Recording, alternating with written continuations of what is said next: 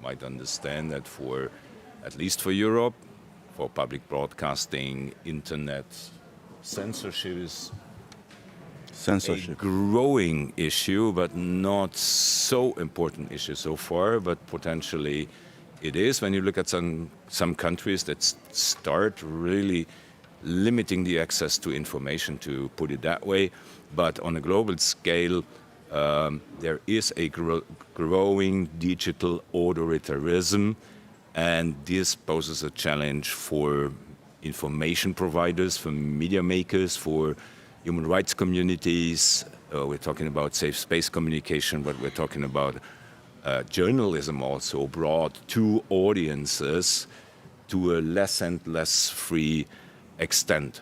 So what is the link to the concept of meaningful connectivity? That will be explored in a minute. And then we will step to different aspects of this challenge we are facing. We will explain a little bit practically how international broadcasters are running this problem. And on the other hand, at the second part, let's say, what's important is to understand what is the policy implications in this, the regulatory implications, and where this meaningful digital access needs to be strengthened from a policy and a regulatory and a legal framework. And there is room to improve by far, obviously, and that is what we will discuss with the following protagonists and you, because we consider you as an expert community, be you online or be you in the room. So you will have space to discuss among yourselves and with us, obviously. So the panelists so far are, first of all, I mentioned Abdallah Al-Salmi. He's policy advisor at the BBC, and he was supposed to sit next to me because he's the real organizer of that session, but his flight was first delayed and then cancelled, so no chance to come over from London. Hello, Abdallah, in London. Very warm welcome. So I'm turning to the second speaker on screen, Paola Gori, who is the Secretary General and the coordinator of the European Digital Media Observatory, EDMO. Hello, Paola. Thank you very much for joining. Thank you. And last but not least, with me is Poncelet Ileleji. He is the CEO of Joko Labs in Banjul, Gambia, and he is an outstanding ICT expert. When you look at his LinkedIn track down, he has been member of a lot of boards and experts groups that deal particularly with ICT in development. Thank you very much for making the way, Poncelet. And last but not least, we have Oliver Ings. He is distribution manager at the BBC, and he is the online moderator. I hope he is there, and we will get the questions from the audiences via Oliver. Now, let's simply start. Abdallah, give us an overview. What are we talking about when we talk about meaningful connectivity or meaningful digital access? Are you going to share your screen with your presentation by yourself, or you want me to do that? So I am sharing my screen now, and I wanted to ask if you could see it.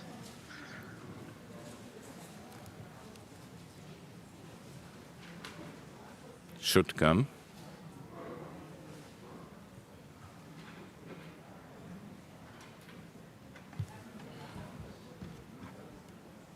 So far we see you.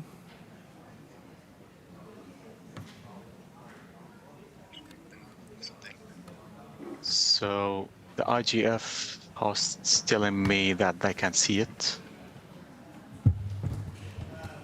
So I cannot see it on screen. Now we see it. Mm-hmm. Okay, perfect. All right, I'll get started. And thank you, Patrick, for the introduction. And again, apologies for not being able to be physically in workshop room 2. I'm going to arrive later tonight, so hopefully we will meet some of you over the week. So to begin to talk about meaningful digital access, it's really a good start to think of how technology and communications evangelists tended to lump sum all internet users in one group. So for example, someone who can send only text messages on WhatsApp over a 2G connection is put or placed in the same group with someone who has a super fast broadband and can use Apple's latest VR headset to play games. So over the last few years, some civil society groups, such as the Alliance for Affordable Internet, came up with this concept of meaningful digital access. And the idea behind it was that we need to go beyond just simple connectivity and beyond just having a device that is connected to the internet, because it's all about the experience. It's all about what the internet users can make of the internet. And the meaningful digital access has a number of elements. The definition is not really set in stone, so it's a bit flexible at the moment. But the first one is about reliability and affordability of the connectivity. Again, here we're talking about the costs of data that vary largely between one country and another. Probably it's getting cheaper, but still, in some geographic contexts, it's a prohibitive aspect of using the internet. The second element is the appropriate devices. And the idea here is about how many devices does a person have, and do they have a keyboard in their device or not when they are using the internet? So the more devices they have, the better specifications of the devices, their internet experience is going to improve. And number three, which touches on the issue of the digital divide and issues of development, which is very important, is digital literacy and skills. And again, the UN and a large number of other organizations have been working on this, and it's a huge subject. It also touches upon one of the points that some of our panelists will speak about today, which is disinformation. To what extent is the user able to enjoy their internet experience without being subjected to organized disinformation campaign, either by governments, by companies, or even by individuals? Fourth is the relevant content in local languages. And again, here, I think we have made huge strides in this, but again, more work needs to be done in making online content available in languages where people find it easy to speak and to use the internet. And last but not least, number 5 is the safe and inclusive digital environments. And this is here we get into the area of cybersecurity. We get into the area of access and continuity of internet access. Is there an internet shutdowns? Is there censorship and blocking? And all of these elements come under as one of the requirements for a meaningful digital access. Now, the UN has their own standard, which is called universal meaningful connectivity. And it's very similar to meaningful digital access, but there are differences. So a universal meaningful connectivity, or in short UMC, is more of a development goal that some UN organizations such as the ITU, the International Telecommunications Union, works on in cooperation with governments, in cooperation with civil society.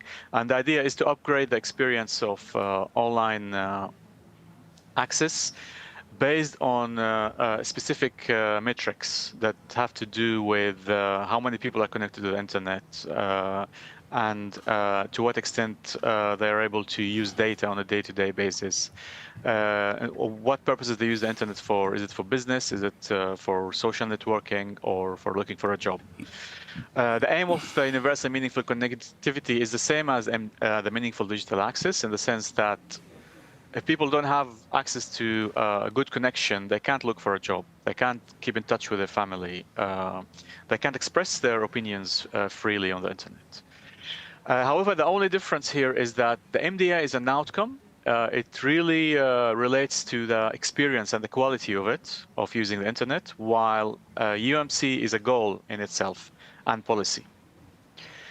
And so the UMC as a metric, there's a lot of data that's available already. If you go to the ITU data hub online, you will find really a good dashboard that shows you the scores of all the countries in the world, or which are members of the ITU, and where you can really see where more work needs to be done. For example, some of these scores, if it's it's up to 100. If it's 40 to 50, the UMC metric is limited. If it goes all the way up to 95 and 200, then it means that the target has been achieved. And yeah, so the last slide is about really this session, and we're trying to look here at how public service media work to enhance and respond to these various challenges in attaining the status of meaningful digital access. So I'm going to stop here and get back to you, Patrick. Thank you very much, Abdallah, for that first introduction to camp a little bit the scene. I think it's very important to distinguish between an outcome and an objective, and I think we will come back to both of it, because we would like to look at it from a comprehensive point of view. You have mentioned different use cases which play with meaningful digital access, let's say in the exchange between people looking for a job, for instance, inform themselves. From another perspective, it's also from the sender side. You can say that there's one issue which is really a bigger issue, is the access to information on a global scale, which is limiting more and more. And I would like to jump in and show you now a little bit what does that mean to public service media like the BBC, us, and others. And if Laura could launch my presentation, that would be great.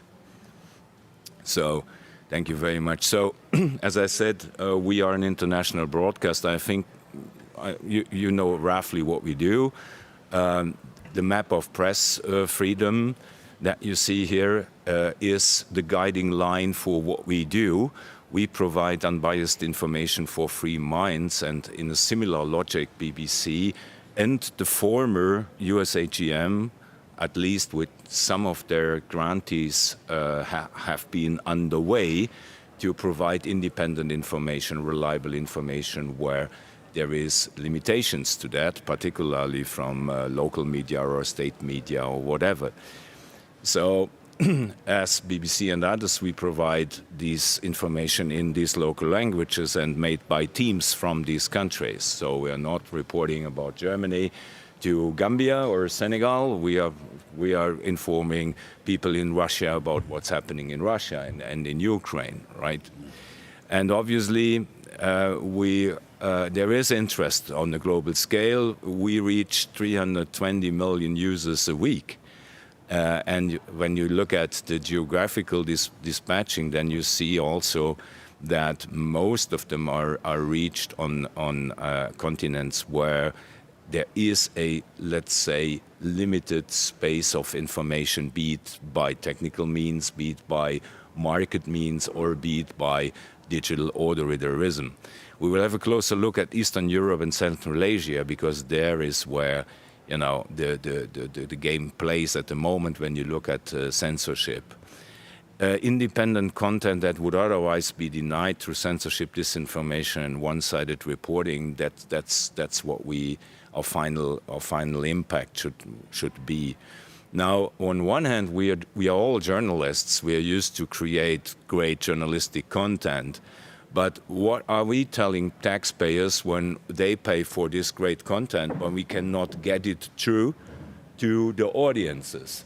So since many years, we and others invest also in censorship understanding and teaching people circumventing censorship, because otherwise they cannot access these contents. And by the way, this research on circumvention, for instance, is nothing we do exclusively for our own company. We share with the BBC and others, for instance, and that relates also to a lot of exile media or media that are outside of the country where they report for. You can mention Medusa for Russia and others, for instance. So that's not only a matter for public service media like us, it's a matter for a lot of free and independent media. The Deutsche Welle is blocked in China, in Iran, in Egypt, in Belarus, in Russia, in Turkey to some extent. And since 2012, we started looking into circumvention technologies. And as for Iran, we are very successful together with partners, obviously. And you understand that since a couple of days, there's a complete shutdown in Iran, and there are expert groups working on this issue. And Iran is a good example where over a long period of time, you really can build a skilled community that is able to access these contents via a range of tools, while the censorship is very efficient. The Iranian censorship is quite efficient, let's say. Maybe not so efficient with the Chinese one, but that's a matter of how the internet has been constructed. The Chinese internet has been built as an inner internet from the beginning, and the Iranian internet was an open one, let's say, but in a developing phase with limited connections to the outside global internet at a certain point of time, where it was easier to cut it or control it. When you look at the Russian internet, for instance, that is a different story, because this was a fully fledged, connected, globally interconnected internet, which is now censored step by step on a testing basis also, because the Russians cannot know exactly what else works still when they cut something on another hand and they want to avoid. So it's a kind of testing, but they are moving forward step by step, and even speed up the process to deconnect everything, right? So in Iran, we touch millions of people on a weekly basis, and it's not only digital natives that can use these technologies needed to access these contents. So internet censorship, that's something you have to understand, is a complex issue. It's technically and politically a complex issue. It relates on a variety of technologies, policies, means and methods, and it's a permanent cat and mouse to understand what precisely is the technology to use to censor content, filter content, block content, or throttle content, or whatever. And then the mitigation measure is also adapted to these variety of methods. These methods vary from country to country, and they vary from, let's say, censorship policy to censorship policy. You cannot remove digital censorship from the outside of the technical center, so to say, and you cannot dig holes in the censorship wall. You can try to get around the wall. That's something that's very important to understand. So we are not counter-hacking or counter-attacking, but we try to provide tunnels, funnels, or whatever to make people access to internet they are kept away from. The second condition is people in this country want access to that content. It's their decision at the end of the day. We provide the content, we provide an explanation how to access it, but it's their decision at the end of the day. I can tell you that poses ethical questions on those doing this kind of stuff on one hand, and it's also legal questions. Why a public service media like Deutsche Welle or BBC is able, in front of a financial court also, and according to the law that it identifies the mandate of a public broadcaster like with us, what is the legal basis on which we can provide explainers to audiences that explains how to access VPNs or apps that has been co-developed with IT specialists from our specialists that gives them access to that content. What is the legal basis on that? We did a research on that, and we asked the German Bundestag legal service, scientific service, to give an answer. And the answer was, it is Article 19.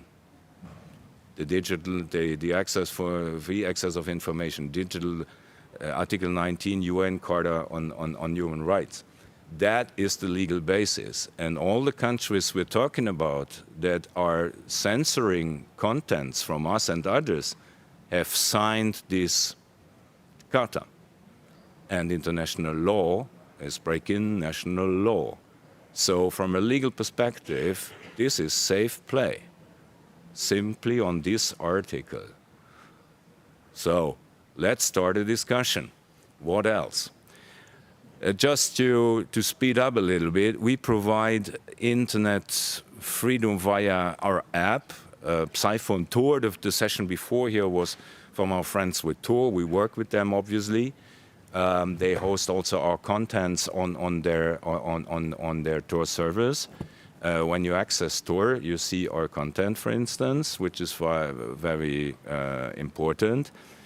We work with proxies, mirror servers, and a lot of other, means to get people our access to our content. So we are quite skilled in reading what needs to be done to get people access to these contents, because we do that work since 12 or 13 years. Nevertheless, it is always a kind of challenge because it is costly. You need server space for mirror server, for mirroring content, for instance, and you pay to Amazon or whoever for the server space. That's really costly. But that circumvention works, can you see from the access? This is a chart from the protests in Iran 2 years ago, and you see clearly where the peaks are. That's clearly every time when there was shutdown, when there was protests, where there was limitations on the internet, people start seeking for information. You can see also this chart from Russia. You see that there is a peak around a weekend in June. What happened at that weekend in June? It was the coup by Prigozhin. When there's crisis in the countries, it was the same. When you look at the day that Navalny died, you see the same peak. When there is crisis, people in these countries start seeking for, let's say, alternative information. And that's why public service media and exiled media are so important for these audiences, right? Okay, thank you very much. By the way, this is a small tool we co-developed with an Italian organization, ONI. It's called News Media Scan. And if you install it, it shows you which websites in a given country are currently blocked, effectively blocked, and which ones are free accessible. Nice monitoring tool that gives you a glimpse on what's going on in your country. So this is to give you an overview over what we do and how that relates to very practically to the concept of meaningful digital access. Great. I would like to hand over to Paula now to give us a glimpse on policy aspects. Hi, Paula. Can you hear me well? Yes, we can hear you well. Go ahead, please. Great.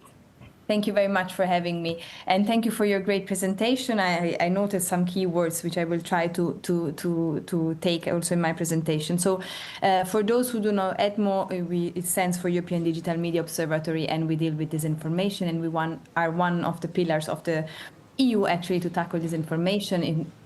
But really in a nutshell, you can see us as a multi-stakeholder and multidisciplinary platform that tries to understand this information and, as you know, understanding this information. Now Paula is frozen. Can you hear me? Can you see me? Yes, you are back. Go ahead. Okay, very good. Just very quickly, I wanted to reflect a little on the link between UMC and disinformation, because first a step back. I mean, Abdallah presented it very well, and I was thinking of a metaphor, and it's like when you build connectivity, it's like when you build the infrastructure, which means think of, for example, the highway. Now, we are all happy that we have a highway, but if without rules, it wouldn't be so useful, because actually there would be a risk of having accident, or, I don't know, people walking on the highway and then having actually death accidents and so on. So there are a few rules. We are all free on the highway, but there are still a few rules. And this is somehow the same that happens with connectivity and content, in the sense there is an infrastructure, but we need not so many, but at least a few rules and at least principles which are globally shared. Otherwise, it's hard to manage. And so this is somehow, if you want, my starting point. Now, when it comes to disinformation, and we discussed that in a prior session, I mean, the whole issue is quite complex. And also the solution is complex and it's a multi-solution, if you want, with full respect of fundamental rights and freedom of expression. But now linking it to public service media, which is, if you want, the core here in this session, I think there are a few reflections to be made. The first is that public service media is often seen as one of the solutions to tackle disinformation, and I think this is rightly so. And indeed, at least in the EU, the policy of the EU is to invest a lot and to support independent quality journalism, and to support the infrastructure for this journalism to actually be accessible. We also have to be honest, in some occasions, unfortunately, public service media are also sharing this information. We should be blind on that. There were a few occasions in some countries in which this is happening, or happened and is happening. But I think that once we are honest on that, I think we can clearly invest also on the solution side, where public service media play a key role. And as you rightly said, I think that crisis situations are those moments in which we really have the evidence that they are playing a key role. I think when we saw it all during the COVID crisis, we were accessing public service media more than before, because we were all looking for information. We were all lost. We were also accessing quite a lot of disinformation and online content, but public service media were in the end the media that everybody was relying on, actually, to get safe information. Now, for public service media to work, I think that or to be reliable, I think what is very important is transparency. You may be familiar with what we have in the EU, which is the European Media Freedom Act, among others. And according to the European Media Freedom Act, there should be transparency on the ownership, on the structure, on the funding of the PSM. Why am I saying that? Because as you rightly said, the choice is on the users, is on the citizens. And so while public service media are not imposing them, they are just being there as an alternative, or as one of the alternatives. It is important for the citizens to be sure about who is behind, how they are funded, how they are working, because I think this is an element that gives reliability and that helps the user trust. Then, of course, as we were saying, citizens can access any information they want and any source they want, and this stays. And I just wanted to maybe also close, because I know that we are a little late in this session, but I wanted to say something which is, I think, very important. I think there was an unfortunate, how can I say, coincidence between if you want, an issue in the business model of traditional media, including BPSM, and in parallel, as we all know, a shift from advertisers from offline to online, but also, if you want, in the way that public service media produced and shared the news. I talked to many journalists of PSM, and there's a sort of mea culpa, in the sense that it is important to have a more innovative but also positive approach to sell news, because otherwise there is a risk that the users and the citizens actually are not interested in quality news, which is honestly a pity. So this is something where I see, for example, BBC and Deutsche Welle are actually quite good examples of very positive examples, because they invest a lot on, if you want, new ways of producing content and of sharing content, and also try to be less sensationalist in their content, in their headlines and so on. But somehow it is important that PSM play a role also in not only in being trustworthy because of the structure, but also in being attractive because of their content. And I will close it here, and I just wanted to thank you really for the work that you are doing, because it needs some courage to do what you are doing, and this is really in the interest of citizens. Thank you very much, Paula.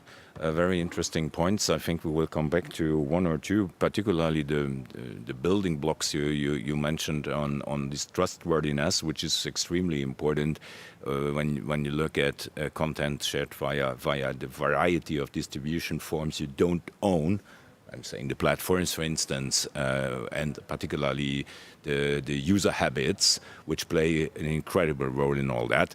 Let's come back to that later, but first of all, and I made you wait here on the screen. Poncelet, go ahead. What do you think? Yeah, I think personally, good morning, everybody. When we look at public service media and meaningful digital access, I like to look at it from a grassroots level. What information do community radios are able to provide to their citizens? In most of the cases, you look at sub-Saharan Africa, for example, my beloved continent, where only about 37% of the population have broadband connectivity. In most cases, if I take the Gambia, my home, whereby you have people who live in rural areas, they have internet connection, but they don't have meaningful connectivity, because sometimes most of the big telcos, what do? They put their towers in most of the big cities, municipal cities. So people in the villages and in rural areas in most parts of Africa, they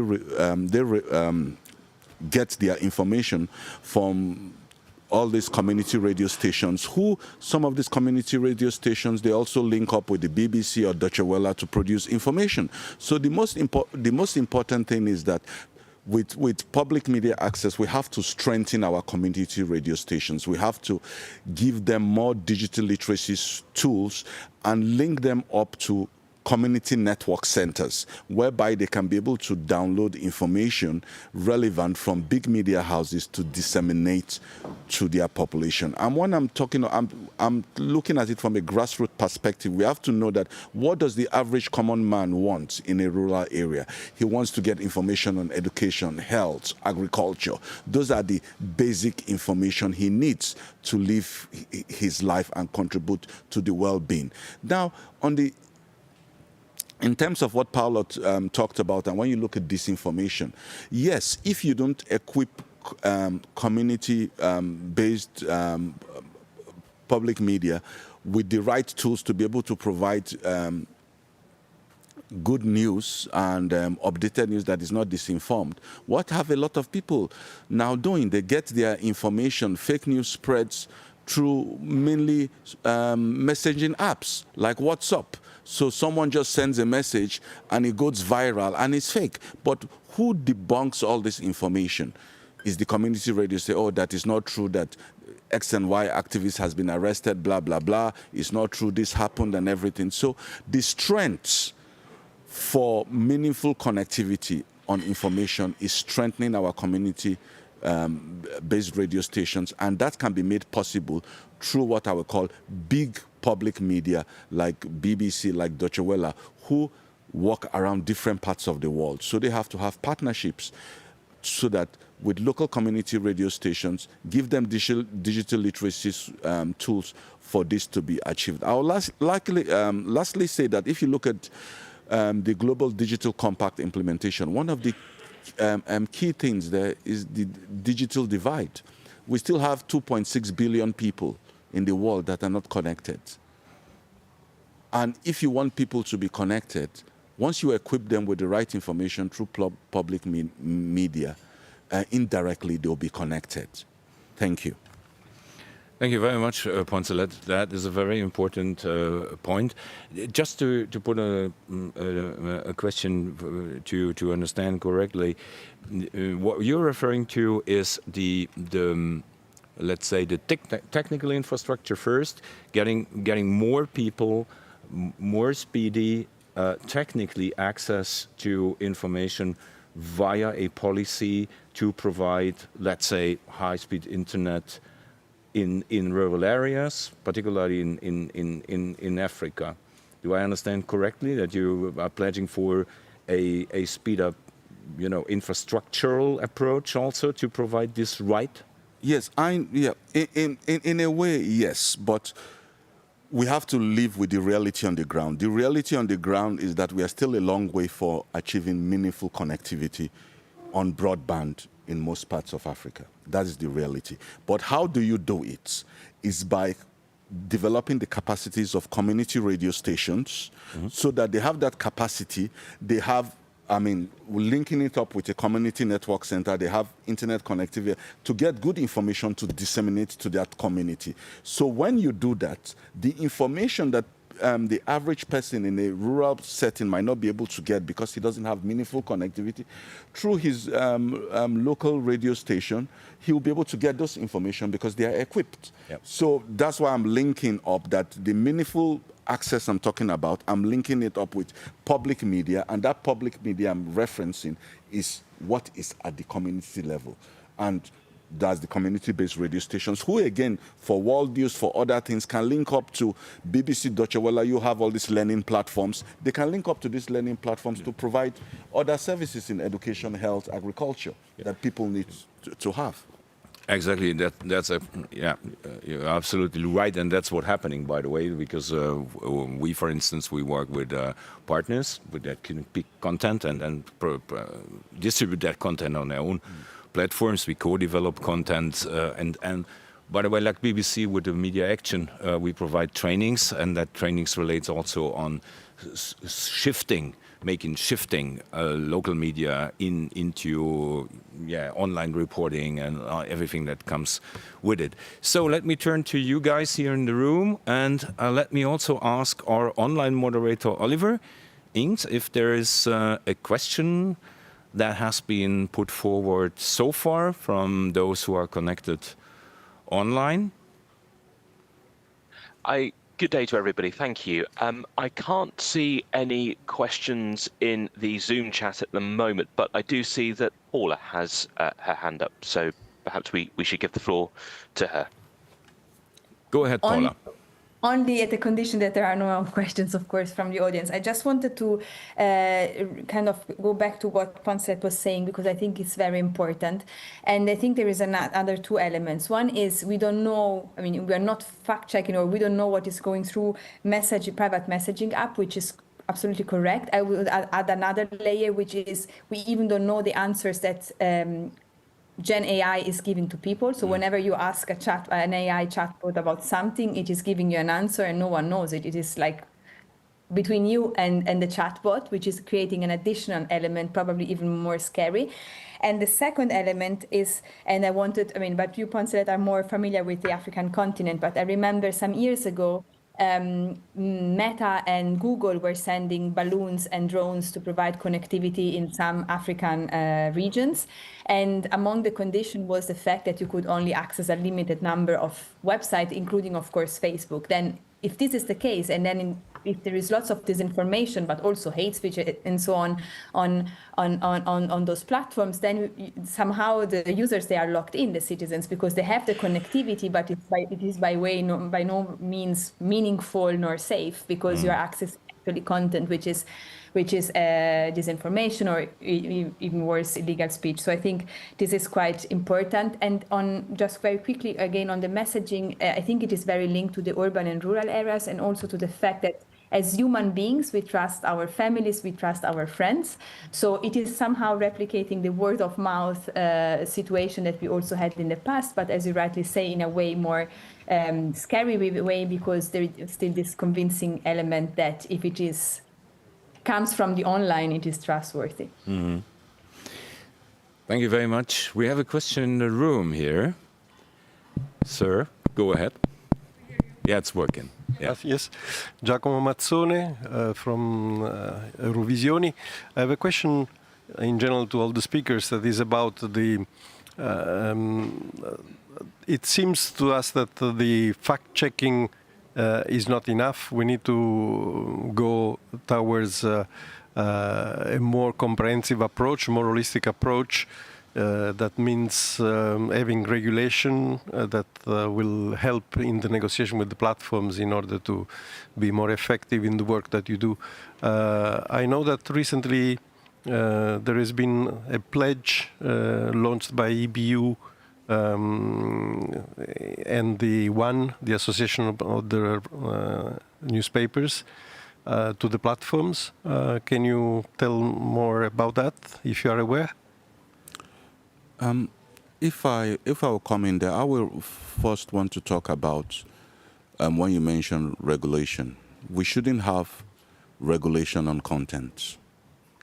it goes against freedom of speech. So anyone, and immediately you start trying to regulate content, then we are infringing on the rights of people. Yes, there's a moral issue on what kind of content you produce, and we have to be able to fact-check information. And that is why a lot of countries, a lot of organizations, they are fact-checking information. And the last thing I will say, it's also the moral duty for people, like where you see most messages, whether it's on TikTok or on a WhatsApp messaging app, and you get an information, you just post it to send it to other people without even fact-checking it, and you are supposed to be the educated one. In most cases, most of the people that carry all this hate speech or disinformation are the educated folks.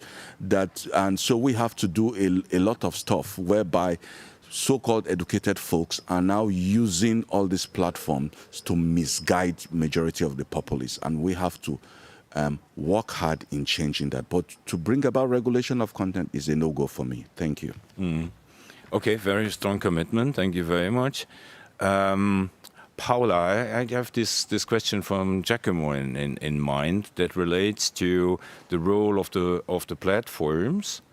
I can say from my experience, for public broadcasters, and I think you know that very well, Giacomo, because that's true for other public broadcasters as well, or for most of the media, but a little bit different for the commercial media than for the public media, I guess, is to play the platforms. I mean, you can't read the platforms. We don't know what the platforms are doing with our content. You don't know what is in the black box.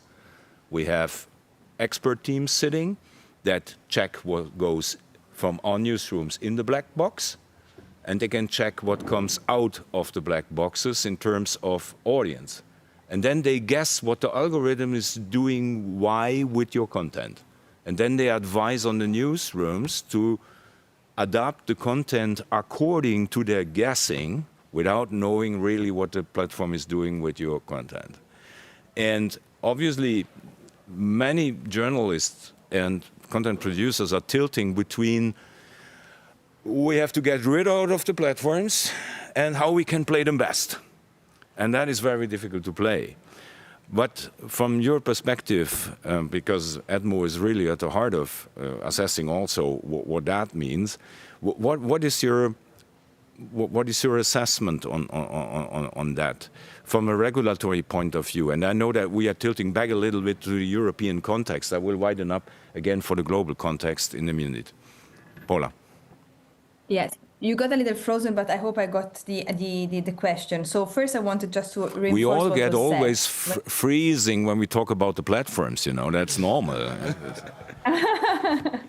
No, I just wanted to say that I first wanted to reinforce what was said. Regulation should not be on the content, and this is very important. And this is also, for example, the approach of the Digital Services Act. It's not on the content, it is on the risks that the way the platform work actually can pose. So this is very important. Now, on what you were saying on content that is on platforms, I think this is the overall point that we are making since years, that there is no transparency in the algorithmic decisions. So we are really not fully aware why we're seeing a given piece of news rather than the other. And let me also say that I'm probably even the platform still don't know, because as far as I know, it's an algorithm that works on an algorithm that works on another algorithm. So they somehow tweak it so much that honestly, I fear that in some occasions they even lost control on these whole tweaks on the algorithms. But clearly what we know is that emotions fuel negative content, and especially negative emotions. So whenever a content is emotionally strong, it is like based on fear, on division, on threat and so on, it becomes more viral. And this is a way to tweak the algorithm. And this, in my opinion, is why, unfortunately, some media then move to sensationalism content, because it actually moves the algorithm more than a plain information that is without emotions and is not emotionally emotional. But going back to the regulation that we were saying, I think that we are going And I was saying that in the previous session, with the global principles that we are seeing, with the global digital compact, with the UNESCO guidelines and so on, I think we are agreeing on basic principles. And in the EU especially, as I was saying earlier, what we are doing is we are looking at if the way the platform work can actually be misused. Let's put it in a very, very simple way. So it's not about the content. It's just the way you're working can be misused by malign actors. And this creates risks to public security, public health, civic discourse, and so on. And that's where the regulation is, because as it was said, we cannot get into the content. Thank you very much, Paula, so far. So there's a lady standing since minutes on the microphone. I didn't want to interrupt. Yeah, good that's answers. very kind of you. Thank you. The floor is yours. My name is Thora. I'm a PhD researcher coming out of Iceland. I'm studying how VLOPs and VLOSE, very large platforms, are undermining democracy in the EEA. And my problem is, of course, scarcity of data and the black box. Now, I have a 20-year experience working in IT and building large systems. So in my mind, I see it. I see the black box. But as an academic, now the DSA is supposed to give me access, but it is not. The platforms are dragging their feet, and I again am asking here and sort of lobbying on behalf of academia, are you guys doing any academic work and demanding data through the DSA? If not, what is hindering it, and what can we do to fix this problem so we don't always are theorizing with the law, then comes the black box and we are studying the outcome, because that's of course a futile thing. Thank you. Yeah. Dora, thank you very much. That's really the right question at that moment, because I was just about to try to link the different aspects that we have had now, right? So the access to this data is one regulatory thing, and the DSA is at the heart of it. And we understand that the EU is slow in, pushing that forward. Maybe there is an overarching political item in it, tax or something like that. I don't know exactly. But the question is the following. And this question goes to Poncelet and goes also to Paula, but also to you guys here in the room and online. So we have touched based on the censorship issue at the beginning, which is it's a part of meaningful access to digital access, right? Then Poncelet has spoken about the challenges that you see in Africa, for instance, which lay partly on another level. I'm not saying there's no censorship, there is, but meaningful access means much more and leads to skills of media, but also to technical development. The access to data on the large platforms and the regulatory questions that comes with it is another aspect. So I have at least 3 different elements which are not easy to link together when we asked what needs to be done policy-wise or on a regulatory basis to push these challenges forward. So what do you think where to attack? You mentioned, Paula, the EMFA, for instance, and the DSA has been mentioned. So what I'm saying, there are things in place. Why aren't they working, and what needs to be done to make them better work, right? UNESCO initiative, you have the Global Compact. All of this has been mentioned. So tell us where to work on to make them better perform all these elements that are in place that can provide for meaningful digital access. Go ahead, Abdallah. Yeah. So probably I want to really look at the issue of the international kind of human rights aspect of access. Article 19 is really, I would say, is really outdated, and we need to have another look at it, update it, and renew commitments to it. The other issue is that the multi-stakeholder model, since we are at the IGF, it's good to mention it. We have been, for a number of years, we have been, excuse me, we have been hearing a lot about support for the multi-stakeholder model of governing the internet, oftentimes it comes as a response by some civil society groups and some governments to the efforts by particular governments to try and kind of reshape the internet as we know it. We really need to kind of energize efforts working towards a real multi-stakeholder model. My idea is that we can start with the local branch of your IGF by kind of trying to build coalition, talk to your government, and try to push for an internet that is really open and in a way regulated to protect its current openness and the fact that it has no borders. We really cannot continue to work on this legal loophole. If I'm going to make this comparison now, if you look at shortwave radio and satellite TV, they are protected by rules of the International Telecommunications Union. So governments cannot jam them. Governments cannot disrupt these broadcasting technologies. But the internet now, it's not protected. Any government can shut down the internet at any time without a due recourse to legal background or text. Any government can block websites, again, at will, with no questions and no justification provided. So my call to action is about re-energizing the local IGF forums and to kind of to start from that point. Thank you very much. If I may just separate statement, particularly saying Article 19 is outdated. So over to Paula. On data access quickly, or I would love to have more time. So first of all, you are completely right. And the current policy framework establishes actually the obligation that the platforms give access to researchers, to independent researchers, both access to public and to private data. What is still missing is the delegated act. So the Commission should publish a delegated act, which makes this operational, and then there should be no excuses. So we really hope that this will be active. What EDMO did already years ago, we did a legal analysis on whether having access to private data would infringe GDPR, and you can find on our website a good report saying that actually it is fine to get access to those data. So we are also covered on that side, and we actually even worked on an independent intermediary body that could work in between digital services coordinators, so kind of with the digital services coordinators in between researchers and platforms. So this is, I fully agree with you. Just one thing I wanted to say is that once we will get access to those platforms, to those data, there will be two main issues.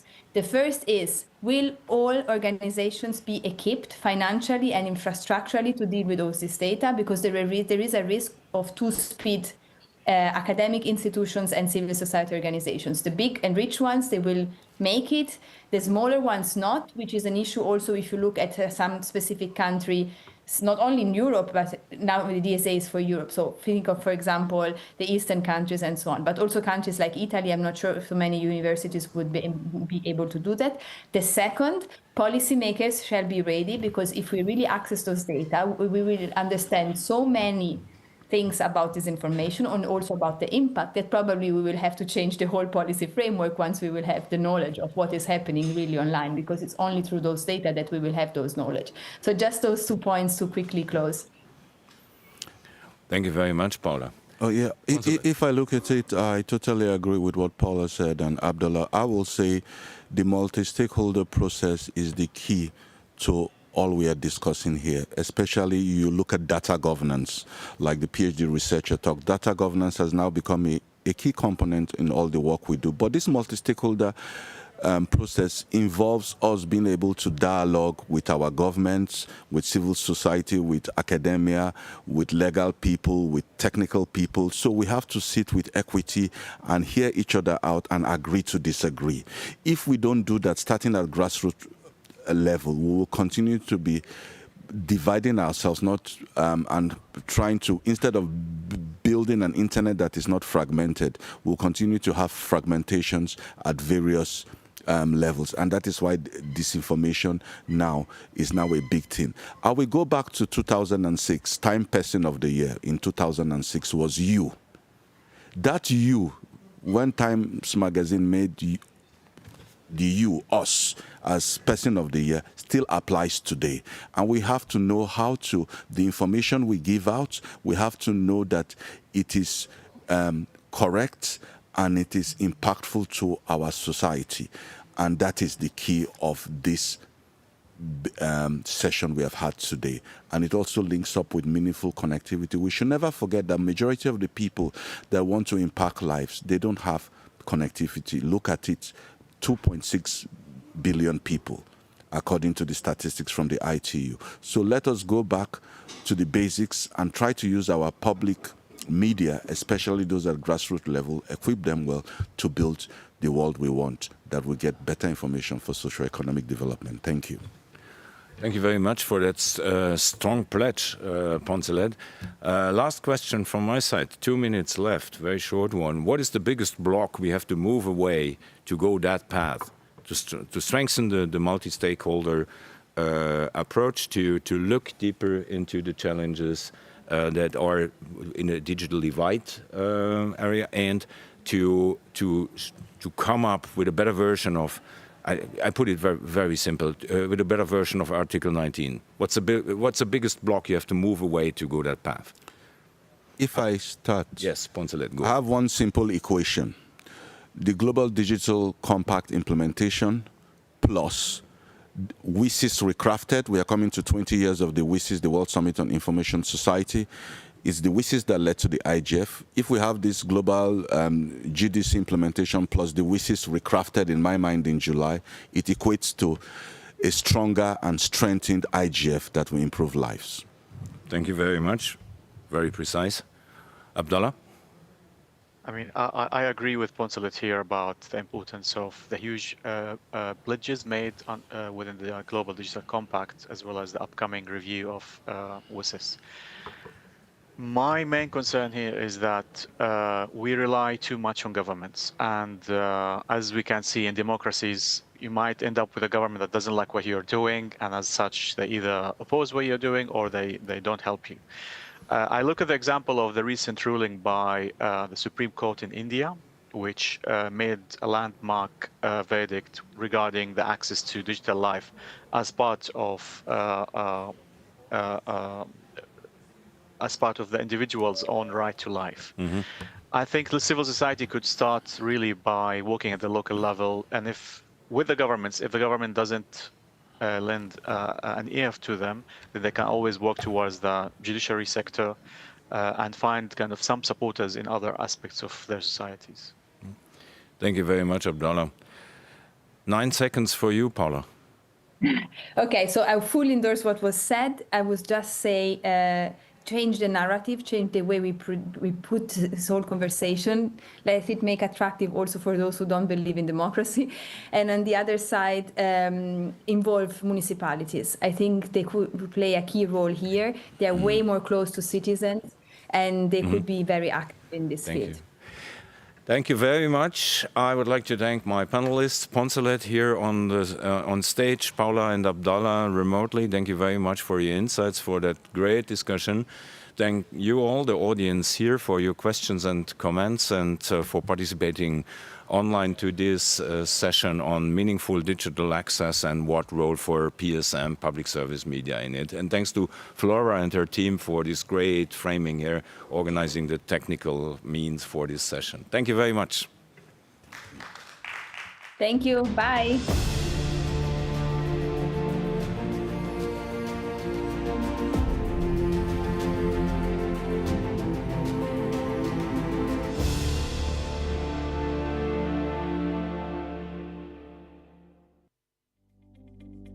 Workshop 2.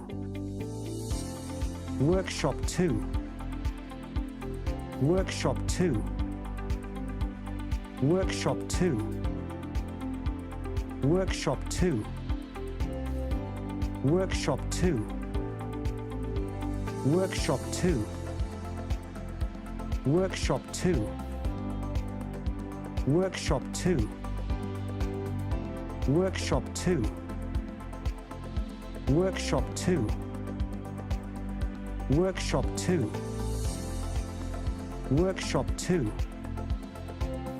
Workshop 2.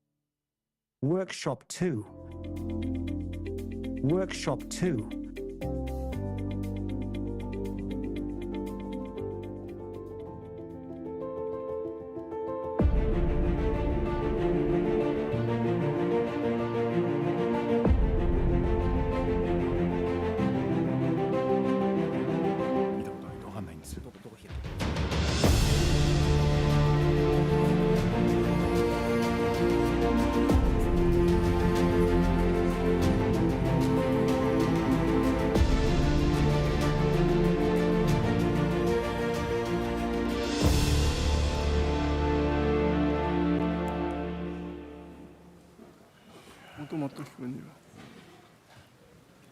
Zoom でパワポを出すんですか？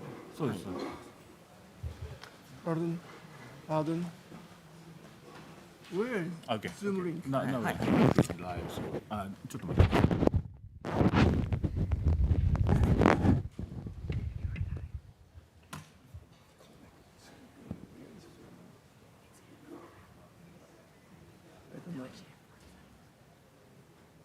今、立石さんからリンクもらってます。あ、はい、お願いします。Facebook。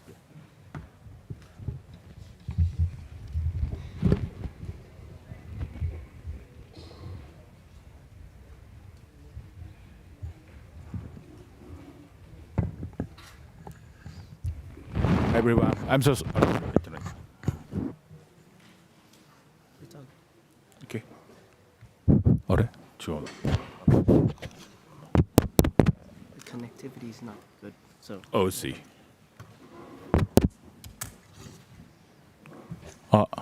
Hi. Can you hear me? Okay, thank you. So I'm so sorry. I'm late because the another session I attended, so 10 minutes, 15 minutes late. So now today we would like to talk about restoring internet and credibility and preserving the democracy. So as you know, that we have so many misinformation, disinformation. Before that, illegal information, harmful information. Can you hear me? Okay. My PC prevented it. Sorry. So, which I say.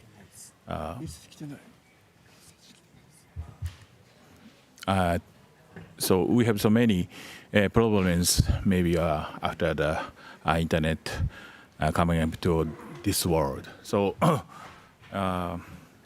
more than 20 years I struggling with these issues in Japan sometime. Can you hear me?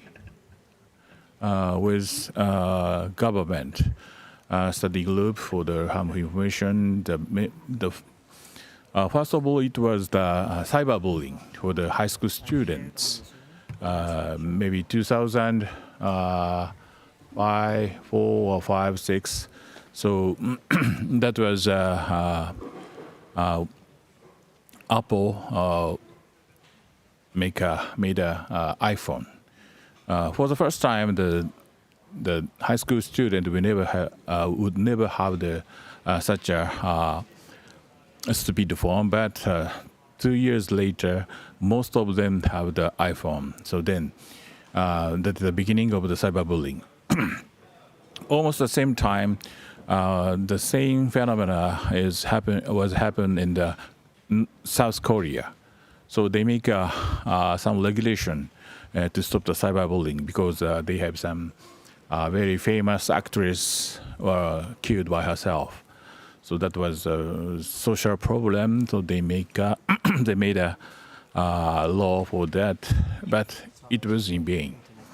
Cyberbullying is continues, and the suicide is decreasing, but we still have the same problem now. So additionally, now we have some disinformation or misinformation, sometimes generated by the AI. So then, the democracies, can we make the democracies trusted or do we how do we maintain the democracy in this world? So in the Japan, this one is here. We have the constitution about secrecy of telecommunication, which prohibits the infringement of the secrecy of telecommunication, such as censorship, something blocking, filtering, without the permission by the each person. So then, so many people tend to allow the censorship of internet because they don't know the mechanism of the blocking. So nowadays, as you know, the cyber attack almost every day we have had from the other countries, sometimes from in Japan. But then they make a new act. So now we have the Active Cyber Defense Act. So past May 16, just 1 month ago, and now it's promulgated May 23rd. So now it's effective. So the most of the people probably know about what is the cyber defense. So if we don't have do not do this deep packet inspection, we cannot do these things. So, but it's break the secrecy in telecommunication. So usually people tends to allow, and some people be happy because we are protected by the government. But as you know, this act is very useful sometimes for the detection of attack services and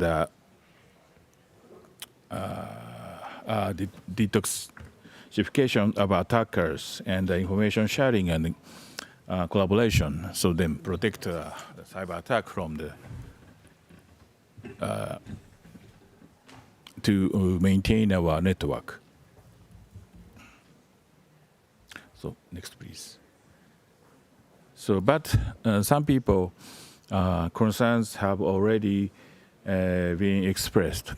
What kind of concerns? Concerns about the infringement of the constitutionality of communication, which I mentioned, and also concerns about the privacy infringement.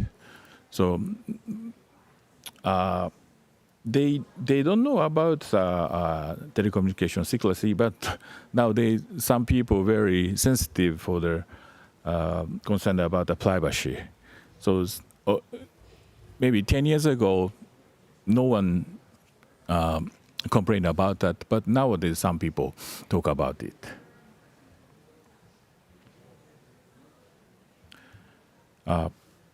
Then next, please.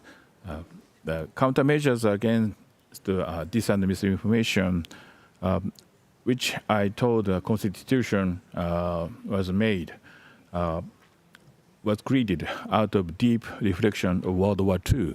So many people killed by the misinformation or sometimes disinformation. And the violation of secrecy of communication is the threat of Japanese democracy. I think this is the most important thing in Japan nowadays.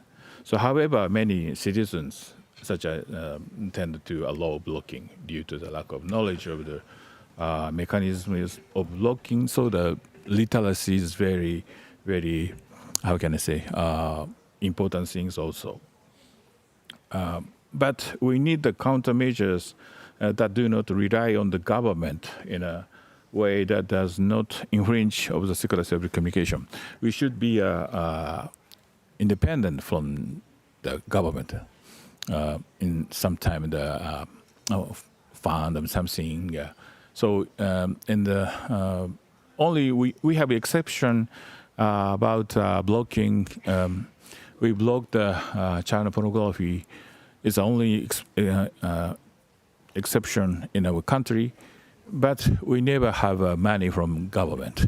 It's our voluntary effort. While improving user literacy will undoubtedly be important in the future, and also there may be cases where technical measures and third-party evaluation systems might be effective, we think. So now we have some speakers here, so they are talking about our effort.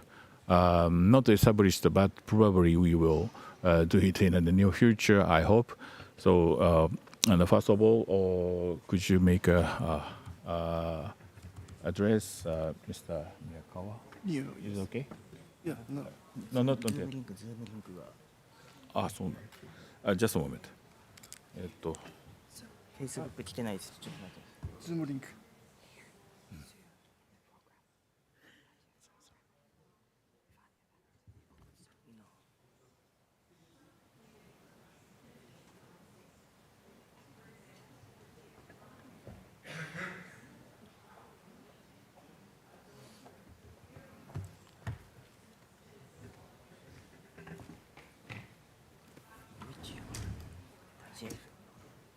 So sorry for the waiting. Technical problem.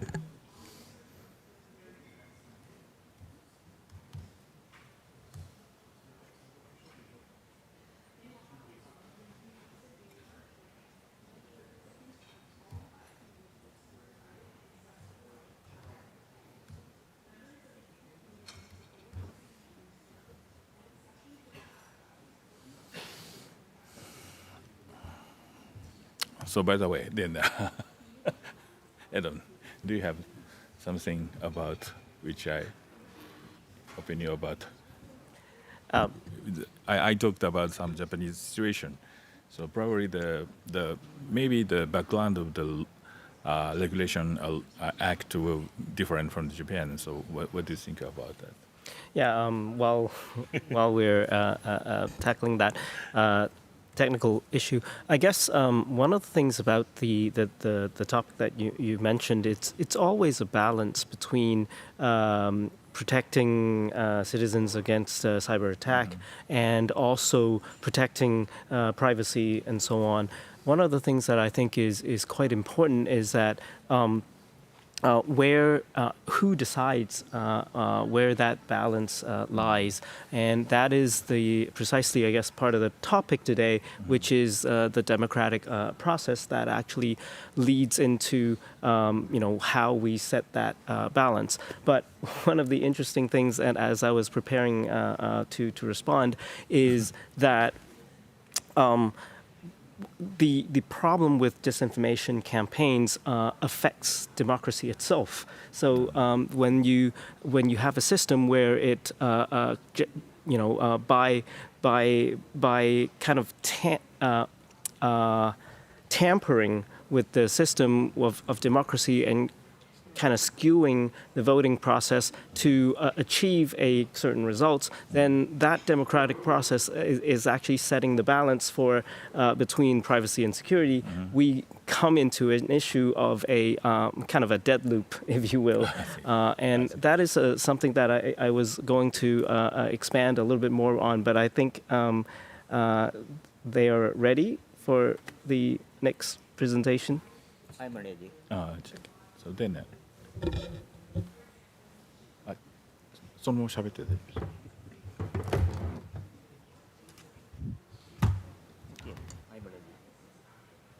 So then change the person.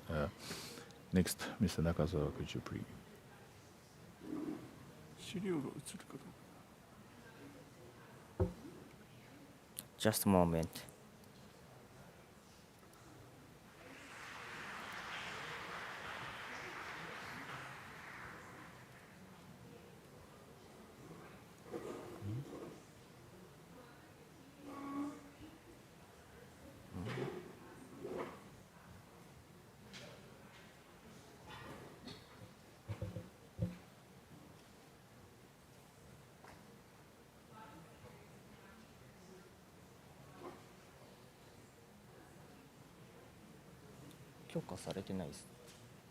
The panel will need to allow.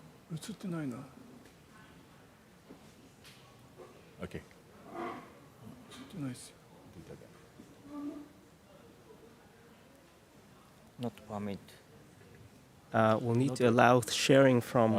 Sorry. Yuki Nakazawa.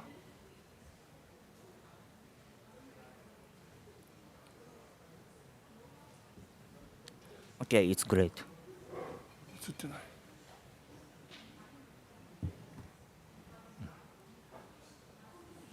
映ってないよ。こっちに映ってない。他の人は見えてんの？ Okay, I am skipping Yuki Nakazawa. I am providing mainly domain registration services as a right descent company. Also, I hold for ICANN company and providing domain registrar service. So then we forecast domain service for SEO company or marketing company now.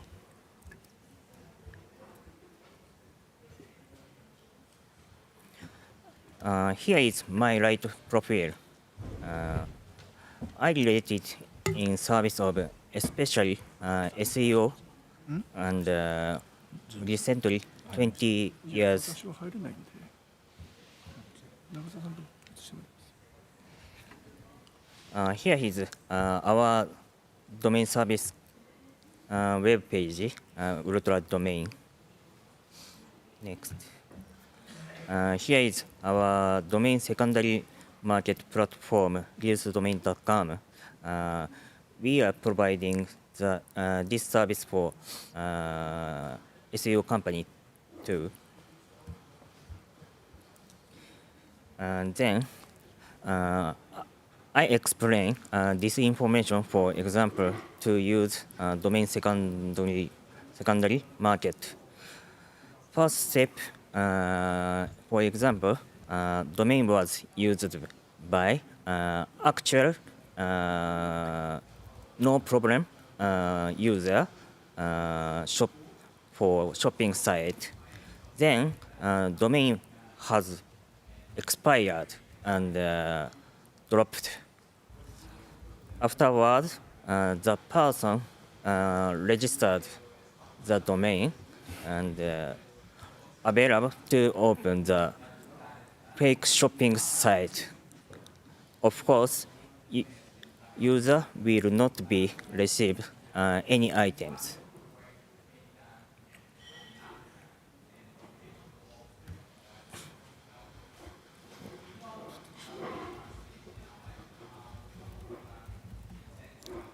Just a moment.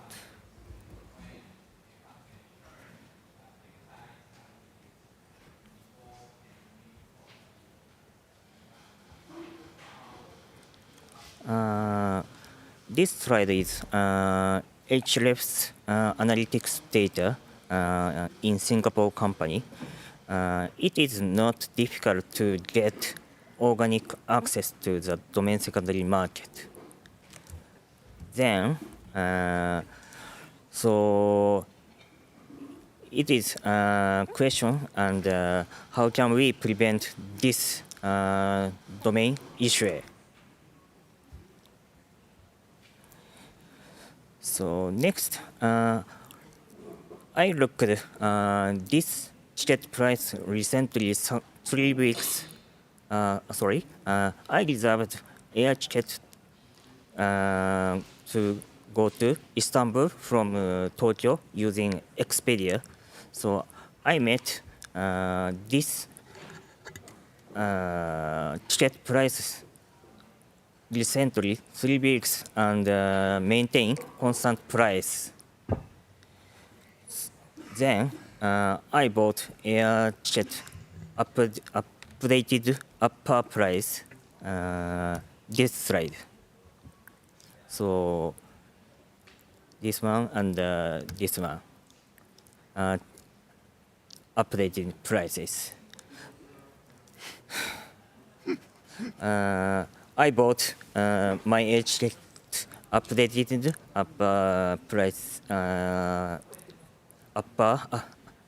prices yet, but I did not feel good. However, I decided to use this schedule airline the ticket my same company director. So I did not able to change other flight. So next, I reserved air ticket. This slide. Okay. Thank you for listening. My talk. Okay. Finish. 宮川さん、please. じゃあ私のページ移して。待って。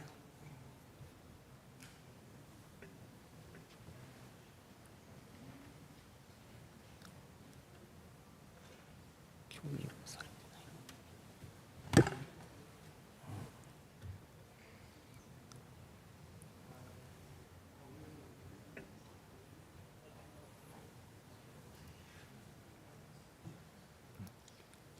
Okay, ready. My name is Dr. Masaaki Miyagawa from Japan. Can you hear me? Okay. This main subject is international internet information reliability. Next page, please.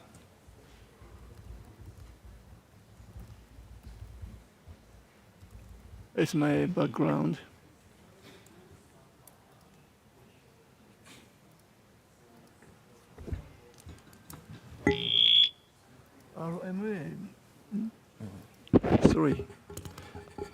RMA provides support for laboratory accreditation, ISO IEC 17025.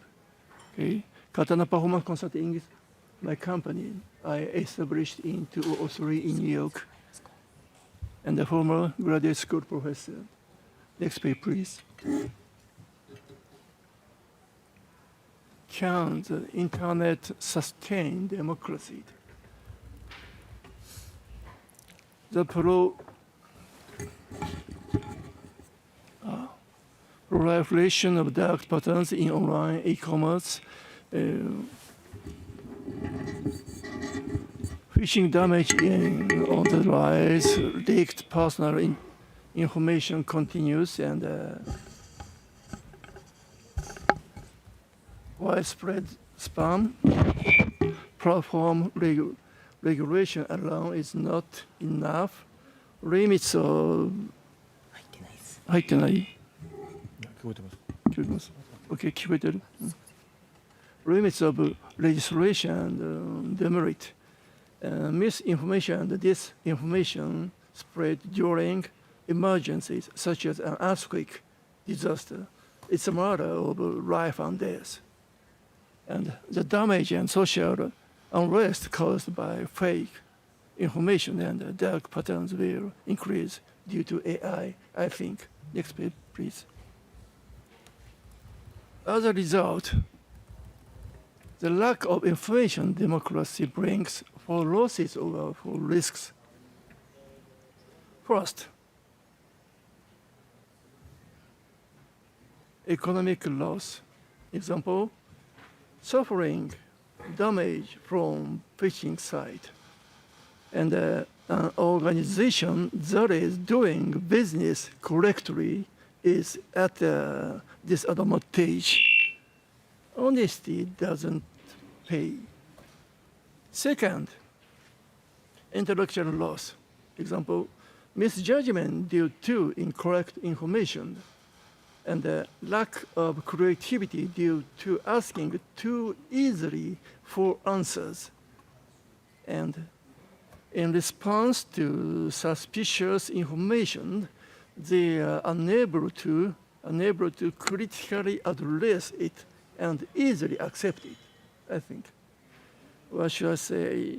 You may miss out on opportunities for serendipity. Third, social loss.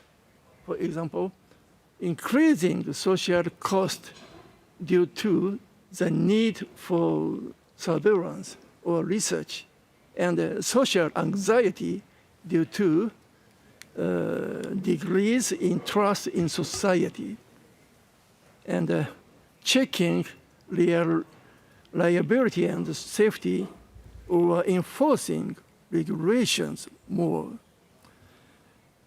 These generate social cost, and these will be covered by our taxes. Last, mental loss. Increasing stress due to smartphone addiction, partial or biased information fosters bias or easy heuristic. It may lead to a lack of identity, I think. Excessive internet dependence means a relative decrease in interpersonal communication, which can lead to isolation. In such situation or environments, it seems that one may unknowingly fall prey to malicious sites. Next page, please. Our organization is working on 3 measures and approaches. Next page, please. Okay. First,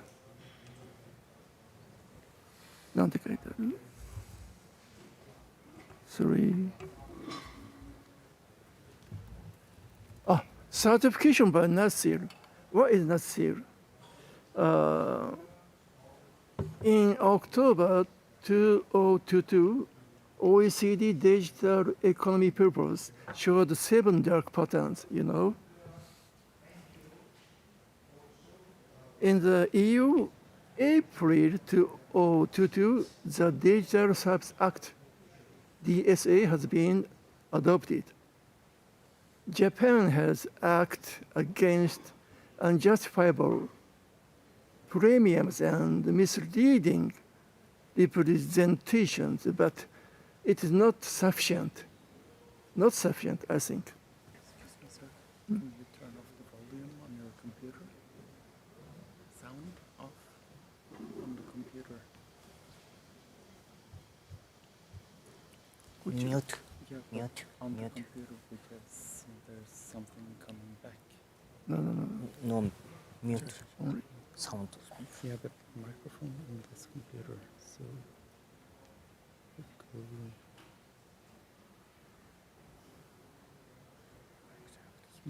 Sorry. Yeah, speaker. Speaker. いいですか、説明して。First, certification by NACIL. What is NACIL? NACIL is a certification, a type of authentication. It indicates that there are no dark patterns on the site. The reason third-party certification is necessary is that it is fundamental to corporate governance and reflects the era of empathy. NACIL is aware of the supply chain. For example, if there are 50 tons of food ingredients that can only be harvested in a certain area, if 100 tons were circulating the market, it would be strange. The reliability of information requires cooperation. The NACIL certifies reliable sites. It's not intended to point out site with sludge or suspicious site. Not intended. Second, education. Probably the target for education will be people involved with internet information. Therefore, it will range from elementary school students to the elderly like me. I think it is effective to categorize by age when conducting educational and awareness activities. Particularly in Japan, many phishing sites target the elderly. High school and college students need to be aware of the dangers of excessive dependence. Last, domain management. Suspicious website can be difficult to distinguish from legal ones just by looking at the subject or content. However, by examining the domain name, it is possible to somewhat predict or perceive whether a site is suspicious. Additionally, malicious companies may utilize abandoned domains to lead users to misleading sites. By managing domains appropriately, we can avoid phishing sites, I think. Thank you. Thank you very much, Mr. Miyakawa. Then we're talking about these things is effective or not. So the last things he mentioned about the domain name management. So first of all, I would like to ask you, Edmund, about as a .asia manager. So I think I'm not sure only in Japanese, but nowadays the Japanese people don't have interest about the domain names. So that it's easy just find some websites, just put some words in the Google site, something. So there's no relationship with the domain name. So then then they have a phishing email, so they are easy to click the phishing site. So that is one of the reasons why he mentioned about that. So what do you think about that? Thank you, Tashi-san. Edmund here from .asia, as mentioned. Well, I think I'll start off with the question posed in terms of, I guess, DNS abuse in some sense. The two aspects that you mentioned. One is the domain abuse itself. The other one is the lack of people actually using domain names and therefore causing the difficulty of identifying the identity of spam or phishing and so on. I think that's a very interesting observation, and I'll start with the DNS abuse and come back to what I think is an important process going forward about digital identities and the authentication and the credentials of users online. I think, first of all, on the DNS abuse side of things, we talked a little bit about privacy versus cybersecurity, which is the age-old discussion, right? One of the interesting things about DNS abuse or domain abuse is that it is in the current discussions, it's very much always related to the ability to obtain registration data from what is called the WHOIS, or what's called the registration data access protocol now. But since the GDPR, since the event of GDPR, a lot of the public WHOIS information of public data, domain registration data is no longer available, and the cybersecurity side is saying, hey, we need access to that information in order to tackle cybersecurity issues and deal with DNS abuse issues. So where do we draw that kind of balance, right? On the DNS abuse side, there is a big debate about whether content constitutes something that domain registrars or registries should be taking action on. I actually like to think of it a little bit further. When you think about the ICANN ecosystem, ICANN itself is probably not the right entity to enforce any kind of content regulation. However, that does not mean that registries and registrars cannot take a further step. One of the good examples, I think, is, for example, .kids. .asia actually also provides service, well, we actually operate .kids.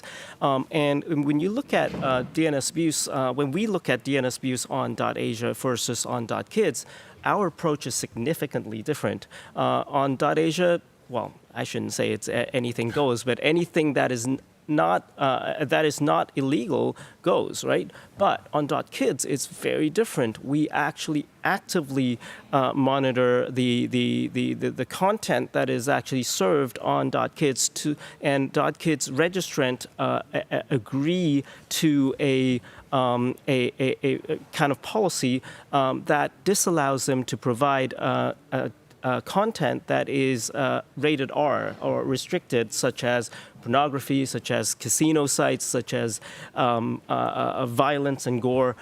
And if they do, for example, there are cases where it's a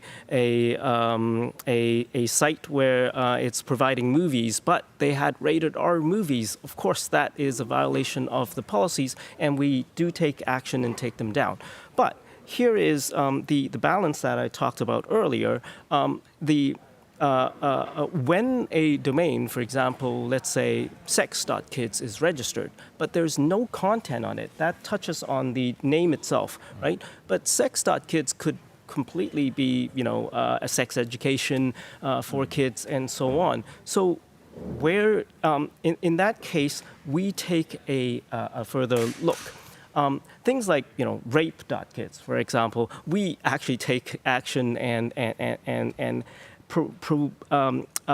preliminarily suspend it. But things like sex.kids is the test of where, you balance between the freedom of expression and also protection.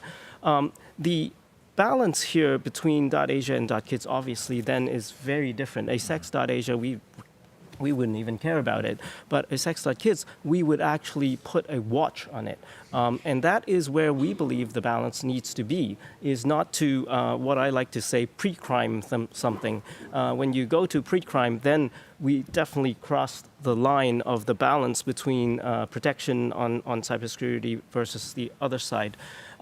Now, moving to the discussion about cybersecurity itself and the balance and how I think that relates to our democratic institutions and so on. This is the type of balance. This is the type of thing that we need to be clear about when we talk about protection of privacy and so on, and that relates to the WHOIS data that I mentioned. One of the things that people like to say is that privacy is about kind of data security, and they come hand in hand. I actually think it's the other way around. The question is, first of all, why are you keeping the data itself? In the domain registration part of things, it is very clear that domain registration data is required, and you are keeping personally identifiable data, then security and then the decisions whether to disclose that information becomes very important. But then we move on to the platforms such as social media, and we touched a little bit upon disinformation and misinformation. There, the line is significantly different because there are certain data that you don't have to retain. Platforms that should not maintain. For example, even if you want to verify, for example, someone's age or verify certain credentials, once that verification is done, that data should be deleted, right? So if the data is not stored in the first place, then security is not an issue for privacy. Now, moving a little bit further to platforms and so on, then we talk about the content, and the content itself, of course, could be developed towards disinformation and spread on a particular platform, and therefore affecting election results as well. And that's the disinformation issue that we often talk about. On that particular front, I personally believe that one of the key aspects in terms of internet governance is looking at what we so-called digital sovereignty and data sovereignty. The issue there, though, is that too much attention is being placed on national digital sovereignty or national data localization. That is precisely the wrong thing to do, in my mind, because if you want to build a democracy, the data sovereignty that needs to be developed is personal data sovereignty. If laws and regimes protect personal digital sovereignty, which allows people's data to be owned by themselves, regardless of where the platform is, that is protection to the end user. That's protection to the citizen, not data localization or data national digital sovereignty, because that's where the part where you talked about people not using different domains and all jumping into Facebook or certain social media platform. That's where it's really important, because with personal digital sovereignty, people can move out of a particular platform. If I own my data and I am allowed and I'm protected to move on to different platforms, for example, like the Fediverse or the social web, I'm not locked in to a Facebook, and therefore I'm also not locked in to attacks to Facebook through disinformation and so on. So I think one of the key aspects of dealing with this issue of cybersecurity, digital disinformation, and the deterioration of our democratic institutions is to think about personal digital sovereignty. And with that, it also it builds what I call a digital resilience. We often talk about digital, cybersecurity and so on, but cybersecurity is never 100%. And the issue about whether infrastructure, national internet infrastructure, or personal digital data and so on, it's more about resilience, whether you can withstand attack, whether you can get yourself back up, whether you can reconstruct your digital world quickly, even after attack or under attack. So all of that, comes back to, I think, one of the key aspects is to get out of this obsession about data localization and controlling all the data and being able to catch the bad guys and do the right thing. But on the reverse, to think about personal digital sovereignty, where users themselves are actually empowered to move their data around, and and protection of that actually strengthens, I believe, the democratic discourse in terms of the social media and also the internet in general. So, sorry, I think I jumped through many different areas, but it is a very broad topic that was brought along. Thank you very much. I'm very impressed by you said about data sovereignty. I think that it is not belong to the the nation, but belong to its person. So also in Japan, we were talking about that, especially that just before making some law and act. So, but namely, we are personal data. But as you say, the sovereignty is not belong to the person. So that's a very good point, I think. And also, I want to know about how do you find about the kids.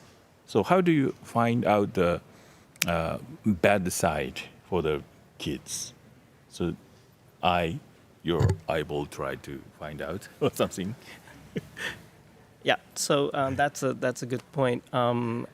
In terms of specifically on .kids, I guess when .kids was launched about 2.5 years ago, we're glad that actually the mechanism in the system for handling DNS abuse is in place.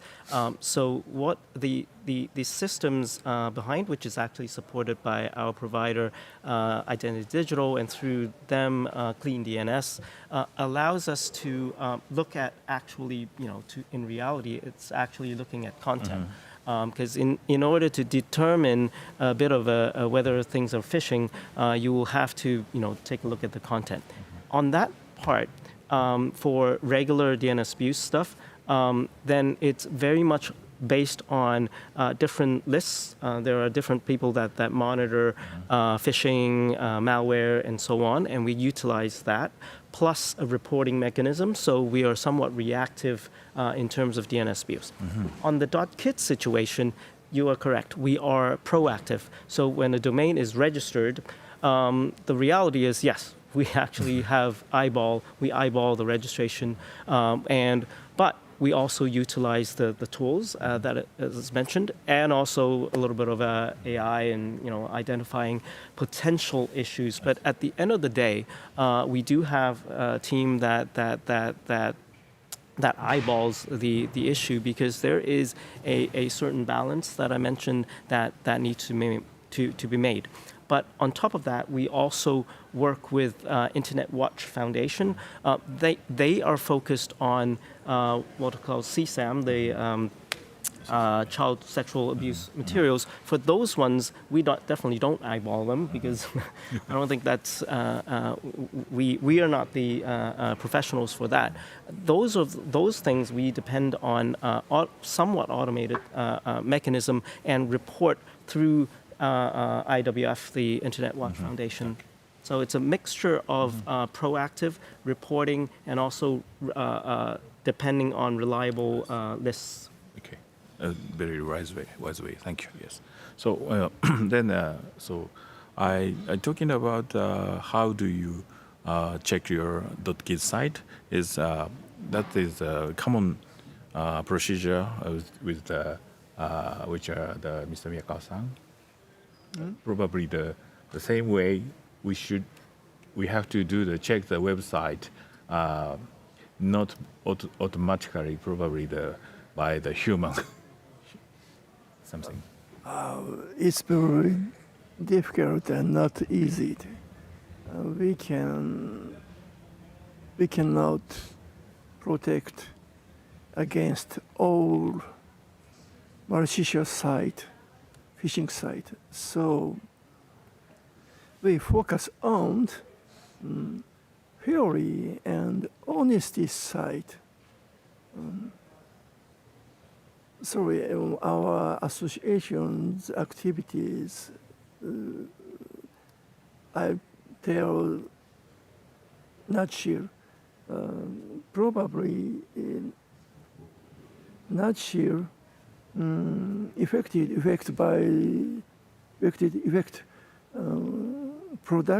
production of damage spread mainly to people who are said to be informationally disadvantaged people like me, and the protection, the promotion of those who conduct business fairly. So all phishing sites we cannot protect. So I'm sorry, but so focus on fairly site. Just we can do now, right? Okay, thank you. So okay. I wanted to respond a little bit. One of the things when we started to think about .kits, we also thought about having kind of a seal, kind of having some sort of credentials to show that you are a proper .kits website. The challenge there, though, is that domains and hosting could be compromised. That's one thing. The other thing is that the bad guys are going to try to get that seal. And that's where we have a problem. So we cannot actually trust it, because if I'm trying to do something bad, I will definitely try to get that seal first, because then, I become trusted, and then the information happens. The other thing is, as I was saying, even if it is not intentional, that so-called the seal or that website could be compromised, and some additional data, or content would be added to it by hackers or by those who are trying to do bad. What do you think about that situation? And therefore, we didn't actually use that method and had to do more monitoring.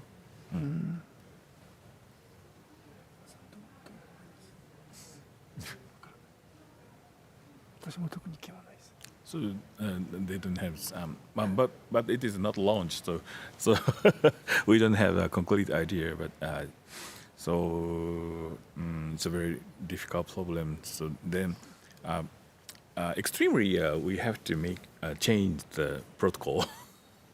But it is not easy. So because as you mentioned about who is. So maybe more than 20 years we're talking about who is in the ICANN meeting. So the new next protocol, I don't remember the name, but RDAP. Yes, but still it is not effective now. So that's a very good hard problem, I think. So but only 2 minutes left. So if you someone have a question or opinion, please raise your hand or coming up to the microphone. Okay. So then last 1:40. So do you have something? Especially education is very important. For example, logical thinking about information and the internet information. Logical thinking. Logical thinking. Okay. I think. How about now? It's okay. So then. Would you 1 minute? Sure. So I guess I'll close on, in terms of the topic today. To me, I think the focus a lot of times on national digital sovereignty is really misplaced. If we really want to protect our citizens, we need to give them the personal digital sovereignty, and that is a foundation of addressing some of the attacks on our democratic institutions and democratic systems, because without that, the disinformation is going to hurt. Just a few percentage in the voting process could affect, the results of the election, and those targeted disinformation campaigns is doing that, and by creating a regime that allows for personal digital sovereignty, which allows me to jump out of Facebook and still be connected in the social web, I think that is the future that I think we need to see. Thank you very much. So I hope that the AI will never get the domain name. So yeah, now just as time and up. So thank you very much, and please place to our panelists. Thank you so much.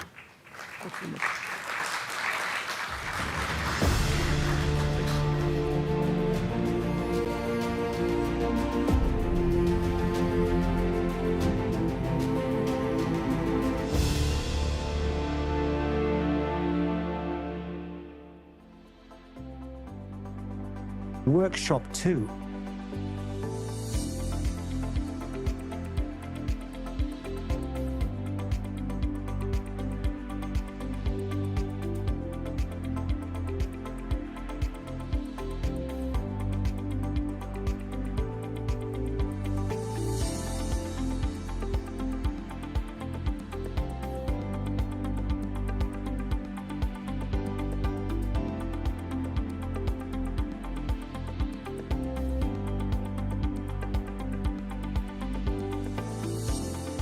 Workshop 2.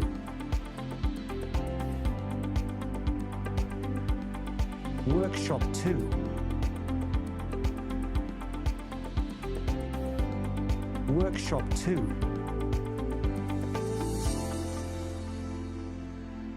Workshop 2.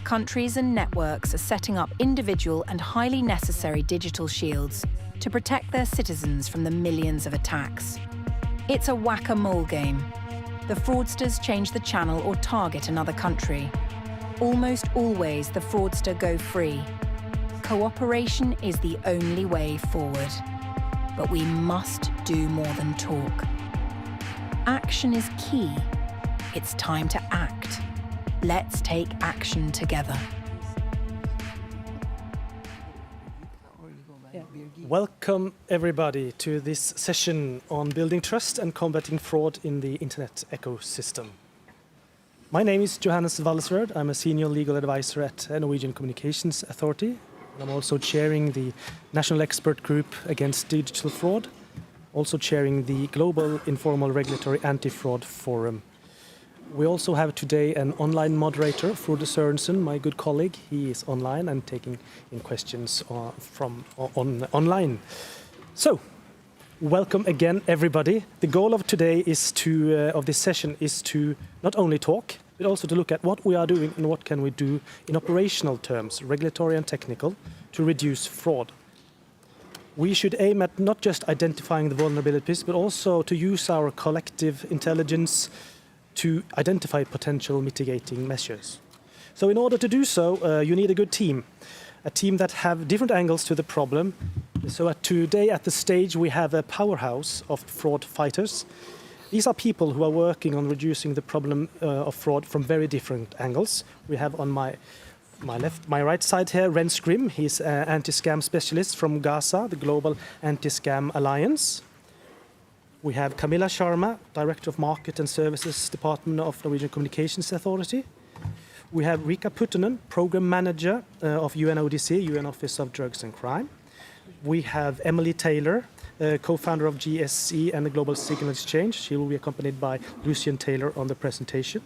We're also very happy to have Rima Amin, Security Policy Manager, Community Defense at Meta. Also, Birgitte Engebretsen, Managing Director of Telenor Norway.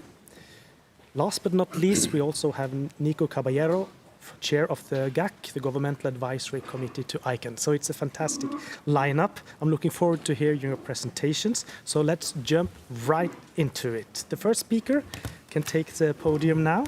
He is Rens Grimm. He is an anti-scam specialist, and they have a lot of information on the global picture of fraud. So tell me, Rens, how is the global picture like? Yeah, welcome everybody. I hope you enjoyed your lunch. My name is Rens. As Johannes said, I work for the Global Anti-Scam Alliance, and I just wanted to show you that, and promise you no artificial intelligence was used to make this presentation, but I leave it up to you at the end of the session. So, Global Anti-Scam Alliance. So who are we? We are a non-profit organization. What we try to do and we aim is get all the stakeholders together that are involved in fighting crime. So we do that by exchanging knowledge. We do that by sharing the best solutions there are on the market to fight fraud. Our mission is very simple. We protect consumers worldwide from scams. If the room was the world today, then 25% of you have literally been a victim, not confronted with scam, but have been a victim of scam. 25%, imagine that, of the worldwide connected population. That's quite a lot. What we've done is we've tried to extrapolate on the basis of a worldwide survey that we do under 60,000 people, and we have guesstimated that the total volume of losses is estimated to be $1 trillion. I'm from the Netherlands, and that's more or less the GDP from my country. In most countries, crime, online scamming, online fraud is either the first or the second most reported crime. I've highlighted England with 38%. If you can imagine that only 2.5% of those behind the scenes, the fraudsters and the online scammers are actually prosecuted. 2.5% is actually good, because worldwide it is estimated it's 0.05%. So the English are doing a pretty good job with a 50-fold of that number. But still, imagine 2.5% is a desperately low number. I've put down some highlights from a survey that we've done in 2024. You see that 67% of world citizens believe that they have the skills to recognize a scam. At first sight, you'd say that's pretty good. You know, that's 2 out of 3 people are capable of seeing a scam and possibly being protected against the scam they'll be confronted with. However, re-victimization is quite a problem. On the basis of the same survey, we've seen in many countries that victims are not only victimized twice, but in some cases 3 times. So the number is maybe a good number, but if you look behind the scenes, it's still troubling. Phone calls and text messages are still the most popular media to scam. Almost half of the world encounters a scam once a week. Globally, 31% are uncertain whether AI was used to scam. Shopping scams are the most frequently encountered scams, followed by investment scams and identity theft. Many victims are caught out by reacting quickly to attractive offers. Either it's too good to be true, or they don't have the knowledge to judge if they are doing the right thing in making a purchase of the services delivered. 74% concluded that they were the victim of the scam themselves. That is a rather high number. It's also culturally determined. If you go to countries like, say, for the Philippines, it's more a family thing together that people together say, hey, guy, hey, best friend, you've been a victim of a scam. Bank transfers and e-wallet are the dominant scam payment method. Globally, only 4% are capable of getting a full refund, only 4%. The last one, and I saved that one for last, is that 7% of people globally admit they would be taking part in a money mule. They would be asked the question, if I give you $20,000, you can keep $1,000. And 7% say, well, I think that's a pretty good idea. I'll do that. Even 50% of the 7% say, why should I give back $1,000? I'm going to keep the money at all. Looking here at the audience, I would like to, of course, statistically, 7% could be here. Of course, you're not the piece of people, but if you are, I'd like to meet you at the bar later on, and we can discuss. Scamming is going back for 3,000 years. In old Egypt, it was good to favor the gods to mummify a pet animal. 70 million animals have been mummified.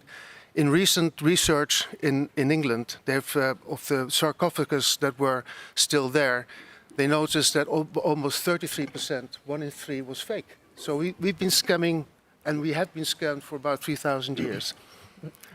This is an interesting one. This is a Japanese lady, 65 years old, who actually paid 35,000 euros to get her lover back from space because he needed a rocket.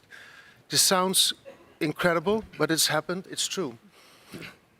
28 seconds.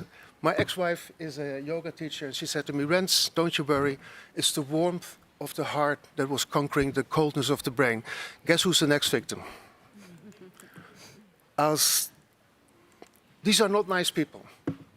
This boy took his life after he was victimized, or he was threatened to nude pictures to be exposed.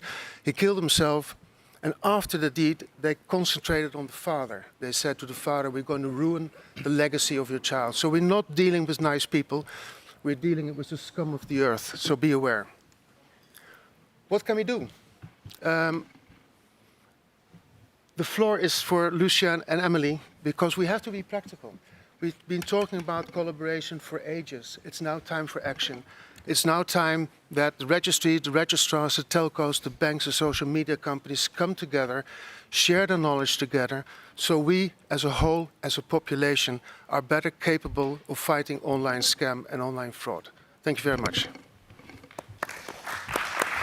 Thank you very, very much, Rens. In fact, very disturbing numbers. The magnitude is just mind-blowing. So how do authorities react to this? So the next speaker is Camilla Sharma. She's the Director of Marketing and Service Department at Encom. So tell us, Camilla, how do the fight look like from one of the many regulators out there? The floor is yours, Camilla. Thank you, Johannes. It is a true privilege for me to be here today, and I would like to thank the whole IGF team for the invitation. And yes, I truly concur with the reflection from Brents. The problem of fraud is truly global and is truly massive. And remember, the consequences are not just monetary. The emotional consequences can be even worse and sometimes lethal. And this was not bad enough. Fraud also reduces the level of trust in digital technologies. This reduction of trust constitutes a threat not only to the constructive digitalization of the societies, but also a threat to the economic growth and our democratic processes. Trust is a fragile quality. It takes a time to build up and no time to tear down. First, some just quick points from where I come from. The Norwegian Communications Authority, or NCOM as we called it here, is a regulator for postal and electronic communication in Norway. Our responsibilities stretches from security and resilience and resource management to market, regulation and supervision. We are also given the regulatory task with regards to both the European AI Act and the Act on Digital Services. The picture shows our head office in Lillesand in the southern part of Norway. We also have offices other places in Norway. In total, we are 170 employees. A key focus for NCOM is working for safer digital services, including safer internet-based platforms and services. So we are again very pleased to be here in this very relevant session. Just briefly, the trends that Rens showed us is of course happening in Norway too. There is no doubt about that. Almost all Norwegians have been exposed to fraud attempts, and 1 out of 4 have lost money to fraud. The financial losses are huge. In total, Norwegian citizens lose around 100 million euros a year to fraud. With a population of 5.6 million people, this means approximately 18 euros per citizen. The banks stops around 256 million euros from being lost to fraud.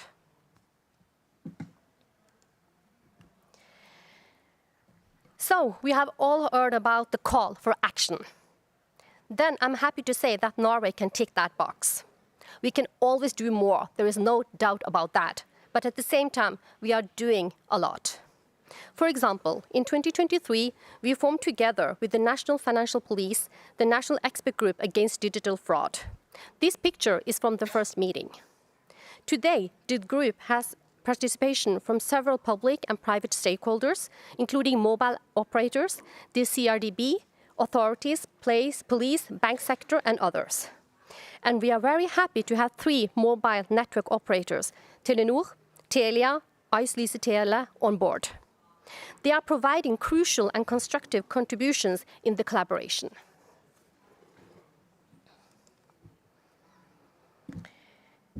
But it is not just collaborations and discussions. The group also conducts vulnerability assessments and finds mitigating operational measures. This is, for example, one picture here.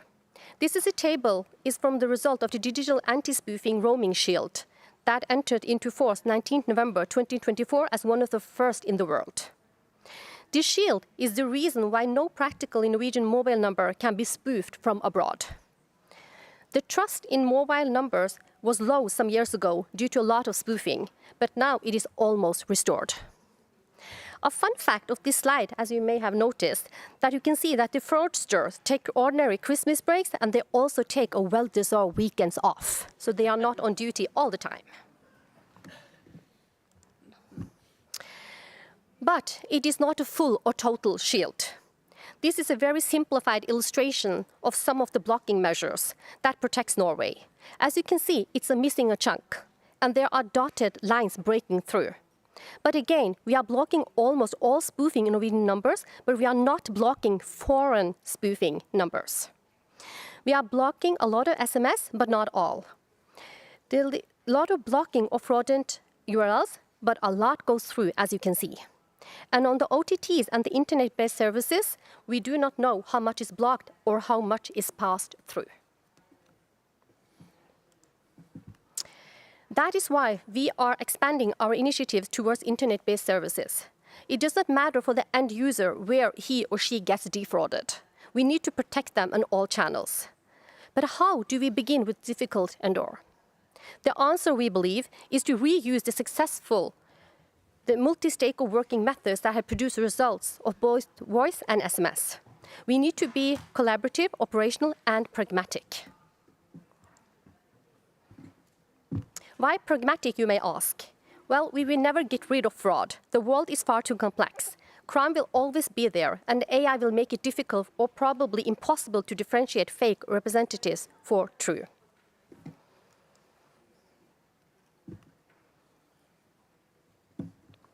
So, I think it stopped working, Johannes? Yeah.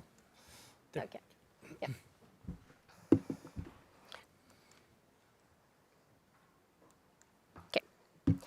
Lastly, I want to mention the importance of teamwork. One collaborative project that we find very interesting, that is the Global Informal Regulatory Anti-Fraud Forum, or GIRAFFE as we called it. The group is chaired by ANCOM, and 40 countries from all regions of the world have participated in meetings. The goal is to compare best practices and create harmonizing measures in the global fight against digital-enabled fraud. If you're a regulator, please consider to join GIRAFFE. With these concrete operational remarks, I will close my intervention, and I look forward to the rest of this session. Thank you. Thank you very much, Camilla. It's good to see that some mitigating measures are indeed working and protecting the citizens at every day. That's very good. So we will move on. Let's kick it up a notch. We will go over to the UNODC. So Rika, you can take the stage. So my question to UNODC and Rika is, what can you tell us about the international legal framework addressing fraud as a form of an organized crime? Very happy to have you here, and good luck. Thank you very much, and good afternoon to everybody. As we saw in Ren's presentation, fraud is really as old as humankind. But in this post-truth era, supercharged by technology, artificial intelligence, deepfakes, and so forth, fraud is not only surviving, but it is absolutely thriving. It is evolving in terms of speed, scope, and scale, and it is absolutely exploding in that regard. Also, fraud really affects every one of us. If I asked you if there's anybody in the room who was never targeted for fraud, I don't imagine many hands going up. I think all of us are constantly targeted by fraudsters in various ways and forms. So we don't fall for fraud. That terminology we should leave aside. We are targeted for fraud.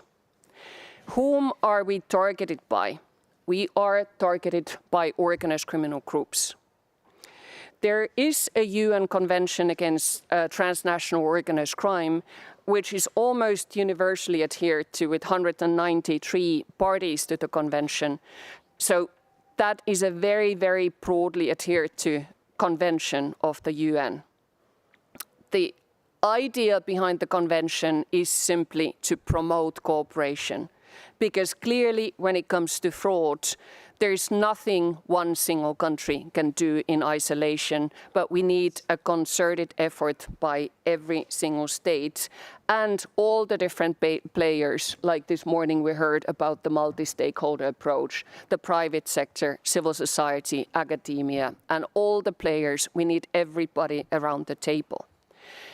How does the Organized Crime Convention, which is already 20 plus years old, has it really withstood the test of time in terms of applying to fraud as it manifests itself in today's world? I'm very glad to say that it has, because the drafters, meaning all the member states of the UN, actually drafted the convention to apply to all serious crime. And serious crime, if I again asked you as the audience, what does serious crime actually mean? I would probably get as many answers as we have people in the audience. So drafters had to come up with a threshold. Any offense that in your domestic legal system is punishable by 4 years or more of imprisonment. The maximum penalty, 4 years or more, is serious.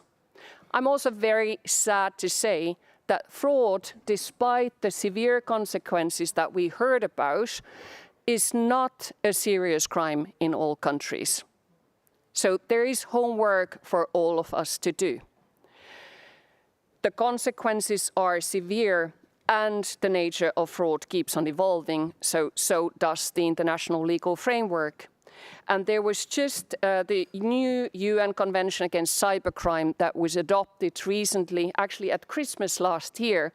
And that convention now kind of takes the whole fraud debate also to another level and includes also manipulation of electronic data and ICT systems. So that manipulation is now also covered, not only the traditional forms of fraud through deception. But that convention, which will open for signature in October this year, that's when the signing ceremony takes place, that convention also builds upon the Budapest Convention, for those of you who may know the Budapest Convention already, and adds, proposed by Singapore, which is a leading country in the world when it comes to combating fraud, proposed by Singapore, one more type of a fraud through more kind of traditional deception. This is how fraud is often carried out. So that convention, again, will mean a bit of homework for all of us, for countries, to continue criminalizing fraud in a way that actually reflects the reality in today's world. So I was very punctual today. I would just like to finish with a little announcement to say that UNODC and Interpol will host a global fraud summit in March 2026 in Vienna, and we hope to see many of you there. Thank you very much. Thank you very, very much, Rika. Always a pleasure to hear you and your insightful comments. So it's good to see that there are exciting regulatory measures on the pipeline, and looking forward to signing procedures in October. So let's go to the next one. Please stay up, Emily. We are now going to hear from Emily and Lucian Taylor. They're co-founder of GEC, the Global Signal Exchange. I first learned of GEC this winter, and it was quite refreshing to see the operational aspect of the GEC. So with no further ado, I will give the floor to you both. Could we have our slides? I think we've got ICANN slides, which I'm happy to have a go at, but it's for the Global Signal Exchange.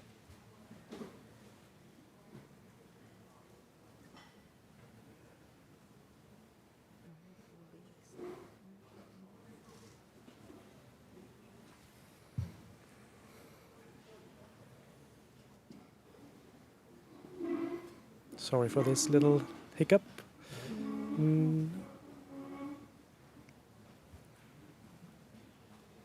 So while we are here now, those of you online, you can post questions in the chat field, and Frode will arrange which one will be presented later on.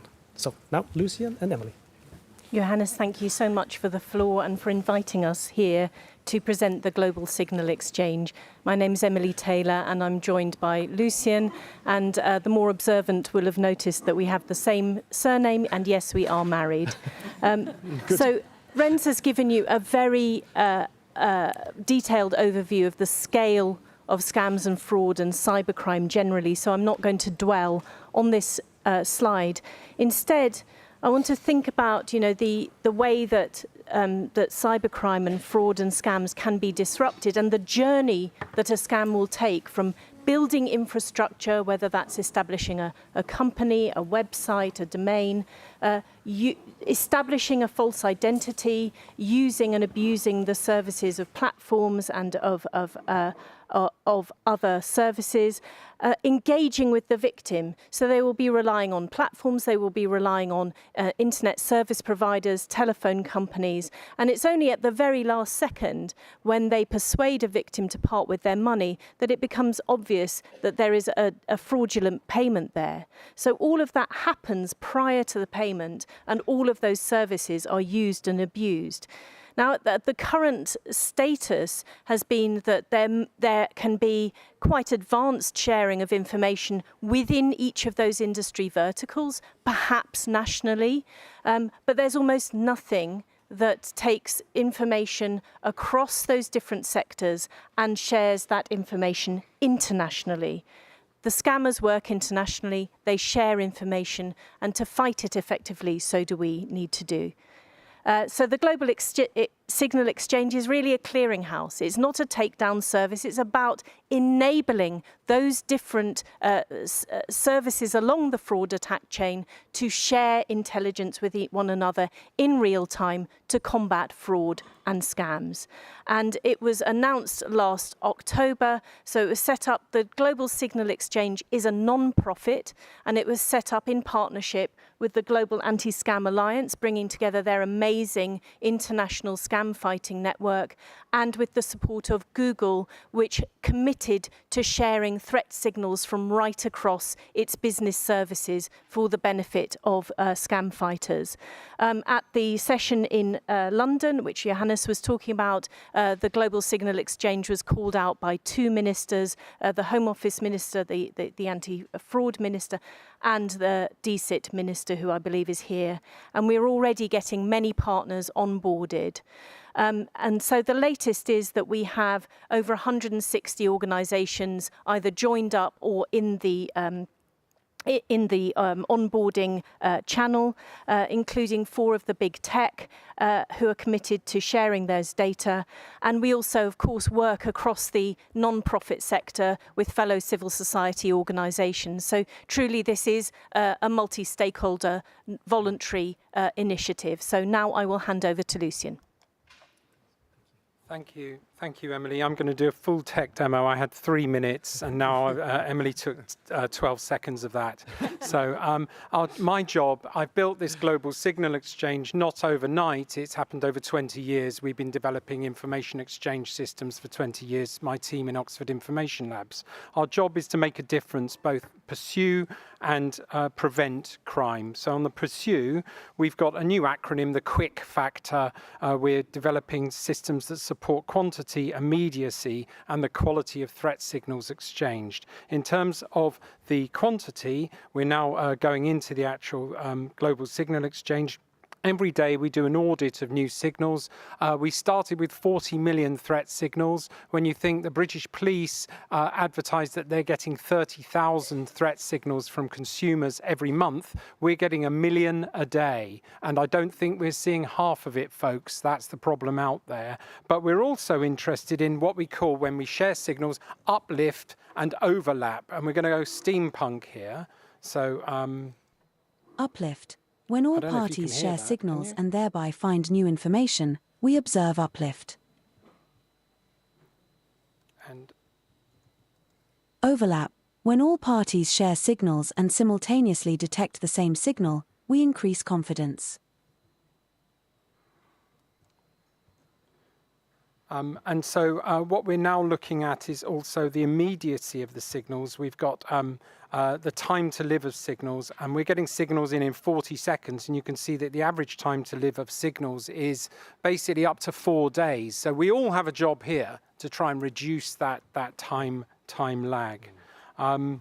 Quality, you have the provider score of the threat signal provider, but also the quality of each signal. And the provider themselves can give a quality score, a confidence rating, and also the people receiving the signal can give a feedback. And we're missing feedback from this whole game between us all, and that's what we're trying to do. Another part of our job is to develop league tables. We have registry league tables, who's the best, who's the worst. Here you can see a huge percentage of the bottom registries have their stock is toxic. Registrars, those with over 50,000 domain names, we say that they're actually big players.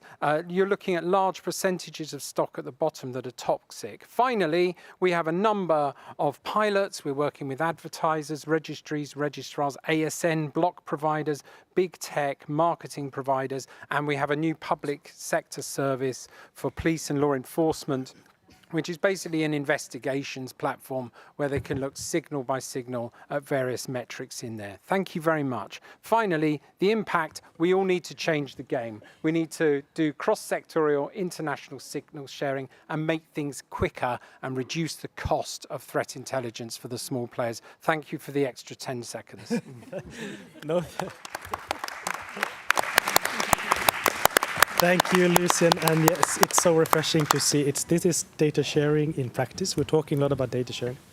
We're doing it. We're talking about real time. You're doing it. We're talking about scale. So you're doing it. So it's very impressive, the work that you have carried out and are doing. What you forgot was to say that .no, the Norwegian top level, is on the top of that list. But so I said it now. So in a panel on fraud fighting, we need to have social media. And I'm very happy to say that Meta could join this session. We have all seen fake profiles, fake stores, and other fraudulent activity on social media. So Rima, tell us the work you are doing on Meta against fraud. Sure, happy to. And thank you for having us here today. I'm going to start by talking a little bit about where fraud sits sort of within our team. So my teams focus on tackling adversarial threats. Those are the threat actors who are persistent in nature, often have resourcing behind them, and have a strategic goal in mind. So those threats tend to typically manifest as foreign influence operations, cyber espionage, hacking, and frauds and scams. The reason frauds and scams falls within this subset is because they are some of the most aggressive and agile of actors sort of out there. They also have a huge amount of infrastructure underpinning them as well. Emily's spoken a little bit about the attack chain. I'm going to add a little bit more sort of detail because this really is the anchor behind a lot of the way in which Meta is thinking about this problem as well. We took a step back and identified what are all the different tactics that these operations are, what are they doing? And then we categorized them in terms of the sequencing within which they happened. And essentially, we came up with this sort of attack chain. It starts off with the building of infrastructure, and that's where people and tools are essentially being organized to conduct scams. It's important to say that at this point, harm is already happening. You may have heard about people being tricked into sort of job scams and being forced into scam centers where they are essentially forced to conduct these scams. The next stage is around preparing digital assets. So when you have the people and the equipment, you're then creating your online identities. The scammer moves on to engage the victim. That can be through a post, an ad, a message. It's that first point of contact where they're engaging. They then move on to execute, which is where the financial transaction takes place. And then cleanup, which is when the actor is trying to conceal their activity to avoid being detected. Can involve things like money laundering. In terms of the attack chain, a couple of things that we observe. One is for us as Meta, we have sort of the most visibility and therefore the most opportunity to really intervene at the engage stage where the victim is being contacted by a scammer and the prepare digital asset stage. We're also conscious that there are others working to counter frauds and scams that may have more visibility into other parts. So law enforcement may have more information on the criminal groups that are building up the infrastructure, or banks may have more information at the execute stage where the financial transaction is taking place. So for us, we're really focused on what can we do within the spaces we have visibility, and then what can we do to support others who may have visibility in other sort of phases. And then the other thing that we're thinking about a lot is how do we push this as far left as possible? Because the further left you put in your interventions, the more chance you have at stopping this at scale. How do I move this on? Okay, so I'm going to try and give an overview of the pieces of our strategy to tackle frauds and scams. The first is actually building up our product defenses to make them as sort of resilient as possible to scammers who may try to abuse them. Of course, if we know that somebody is a scammer, we'll take them sort of down off a platform. But there may be times where we don't have enough signal, and so putting in frictions and warnings and things like that are incredibly important. We're also thinking about how can we leverage new technologies to counter frauds and scams.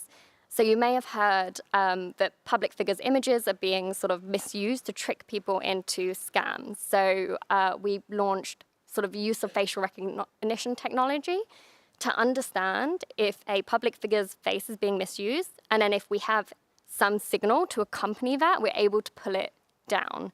That has helped us to be able to tackle that particular problem, and we're constantly thinking, how do we utilize sort of technology in that way? The second area is empowering users. So how do we encourage people to, or equip people in the best way possible to be as cyber resilient as possible? So that includes suites of tools, things like two-factor authentication, making sure that they have everything they need to be cyber secure on our platforms, but also on other platforms across the internet as well. The third piece is disrupting scammers. So here I'm talking about pulling out these criminal networks that I was talking about before. We have investigators who are able to do that, pull those networks out, share that intelligence with others who are tackling the problem, and then be able to use that intelligence to rebuild our product defenses to make them stronger to prevent things in the first place. And then the fourth pillar, and this is really important and goes back to the attack chain as well, is how can we collaborate across society, leveraging organizations like the GSC, who is facilitating sort of signal exchange, building up sort of other pilot programs, working with others on sort of campaigns to help inform people around how to tackle frauds and scams. Okay, I'm out of minutes, so I will stop there, but really looking forward to the rest of the discussion. Thank you. Thank you, Rima, and we will also come back to your interventions in the panel discussion that we will have in not many minutes. But of course, another important part of the global fraud fighting team, this powerhouse of resourceful people and businesses, is the mobile operators. So what are they doing and how are they doing it? To give you an example, we are very happy to have Birgitte Engebretsen, Managing Director of Telenor Norway, on the stage. So tell us, Birgitte, what is your insights on this? Thank you, Johannes. Telenor is a global company currently operating both in the Asian markets but also in the Nordics, with more than 200 million customers. We have connected both people and societies safely for over 170 years. And in Norway, we have close to 3 million customers. The majority of the data traffic in Norway is going through our networks and our services. We are therefore in a unique position to look into what kind of problems do we have related to fraud and digital crime, which is targeted towards the Norwegian society. In Telenor Norway, we have one of the leading security teams in Norway with the expertise to combat advanced threat actors as well as criminal groups. That means that if you are a Telenor customer, you have some of the best security experts on your team at all times. Our ambition is to be the safety net for the Norwegian customers and society at large. Since we are digitizing services to make our life easy, and both in our private lives but also in our work lives, this is fantastic. However, that increases the push from criminal actors from physical space to the digital space. Telenor is experiencing that customers and the public are more concerned about the security in their digital lives now. much more than before. And it's a high demand for both information but also security advices and assistance in protecting against fraud and threat actors. There. All of Telenor's both mobile and broadband customers will get their subscriptions with fraud filters integrated into those subscriptions. In addition to that, we offer extra services in order to secure both private customers but also the business customers with security in their digital life or work life. In addition to a yearly publication, which is called the Annual Digital Security Report, and combined with an open threat assessment, we also publish a quarterly security pulse for the security situation in the Norwegian society. In 2024, we could see that we blocked more than 2,200 million attempts of fraud and digital crimes towards our customers in Norway. That's equivalent, or that's similar to 2 attempts of digital crime each day towards our customers. This is a huge number, and it shows that we need to take this threat seriously, and it's not a local threat, it's a global game for these actors. Yeah. Although we are taking many steps to stop digital crime and fraud towards our customers and the society as a whole, there's still jobs to be done in order to combat this together. And to effectively combat digital crime, it's crucial for both businesses, government agencies and law enforcement to collaborate closely. The collective effort can lead to a more robust defense against cyber threats. Organizations must prioritize investments in advanced cybersecurity capabilities. By adopting cutting-edge technologies and proactive strategies, businesses can better protect both themselves but also their customers and the society at large. Quality and security must be given a higher weight in tender processes. That is, it's crucial that public sector creates a market for security and robust services and use their purchasing power in order to support that. By doing that, we can keep the public safer, but also create the market for security services. Effective laws and regulations related to cybercrime can create a safer digital environment. Legislation can stop criminal activities. In this context, effective also implies clear. Let me give you one example. How do we balance customers' need for data privacy protection and secure communication channels with the need to share data between relevant actors, such as banks and telcos, in order to fight digital crime? Dilemmas such as this must definitely be discussed in a collaborative context. Thank you. Thank you very much, Birgitte, for those insightful comments, and I totally agree with the multi-stakeholder comment you made. Also those operational remarks on the purchasing power and the clarity of law. Least but not least, when I discussed with my co-moderator Frode, who is online now, we needed the domain name market, industry, or regulations on board. So we have fact finders, we have regulators, UN operators, social media, GSC Hub.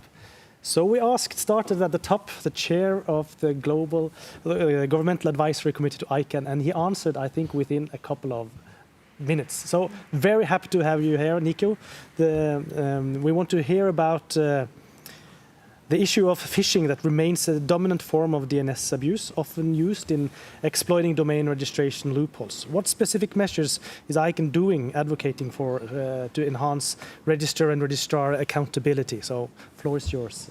Thank you, Johannes. Can you hear me? Because I can't hear myself here. So if we're good. So thank you. My name is Nico Caballero, and I'm the GAC chair, the Governmental Advisory Committee to ICANN. And I assume everybody knows what ICANN is. I was surprised that, I had to explain a little while ago what ICANN is. But broadly speaking, ICANN deals with domain names and let's say the translation between those names and IP address, IPv4 or IPv6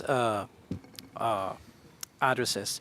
So let's take a quick look, and I only have 5.5 minutes. The DNS abuse landscape, as we understand it within ICANN, right? There are 5 main, I would say the top 5 DNS abuse types.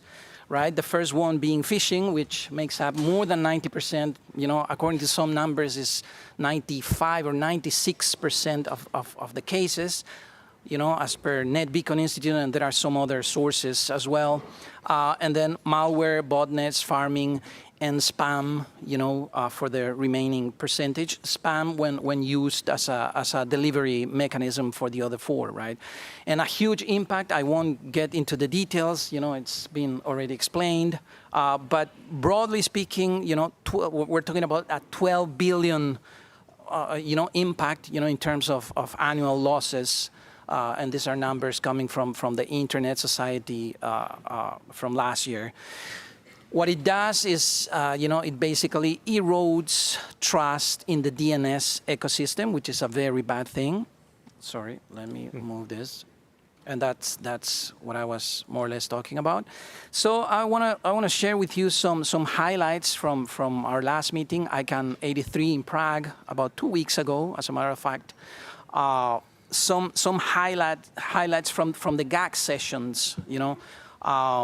On the one hand, we have malicious registrations, that clearly enable phishing.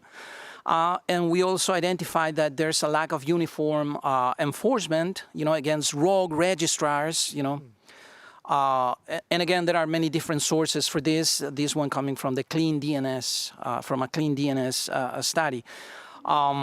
There's another case study that says that, registrar X, let's just say, unnamed, is linked to more than 60% of phishing domains in 2024.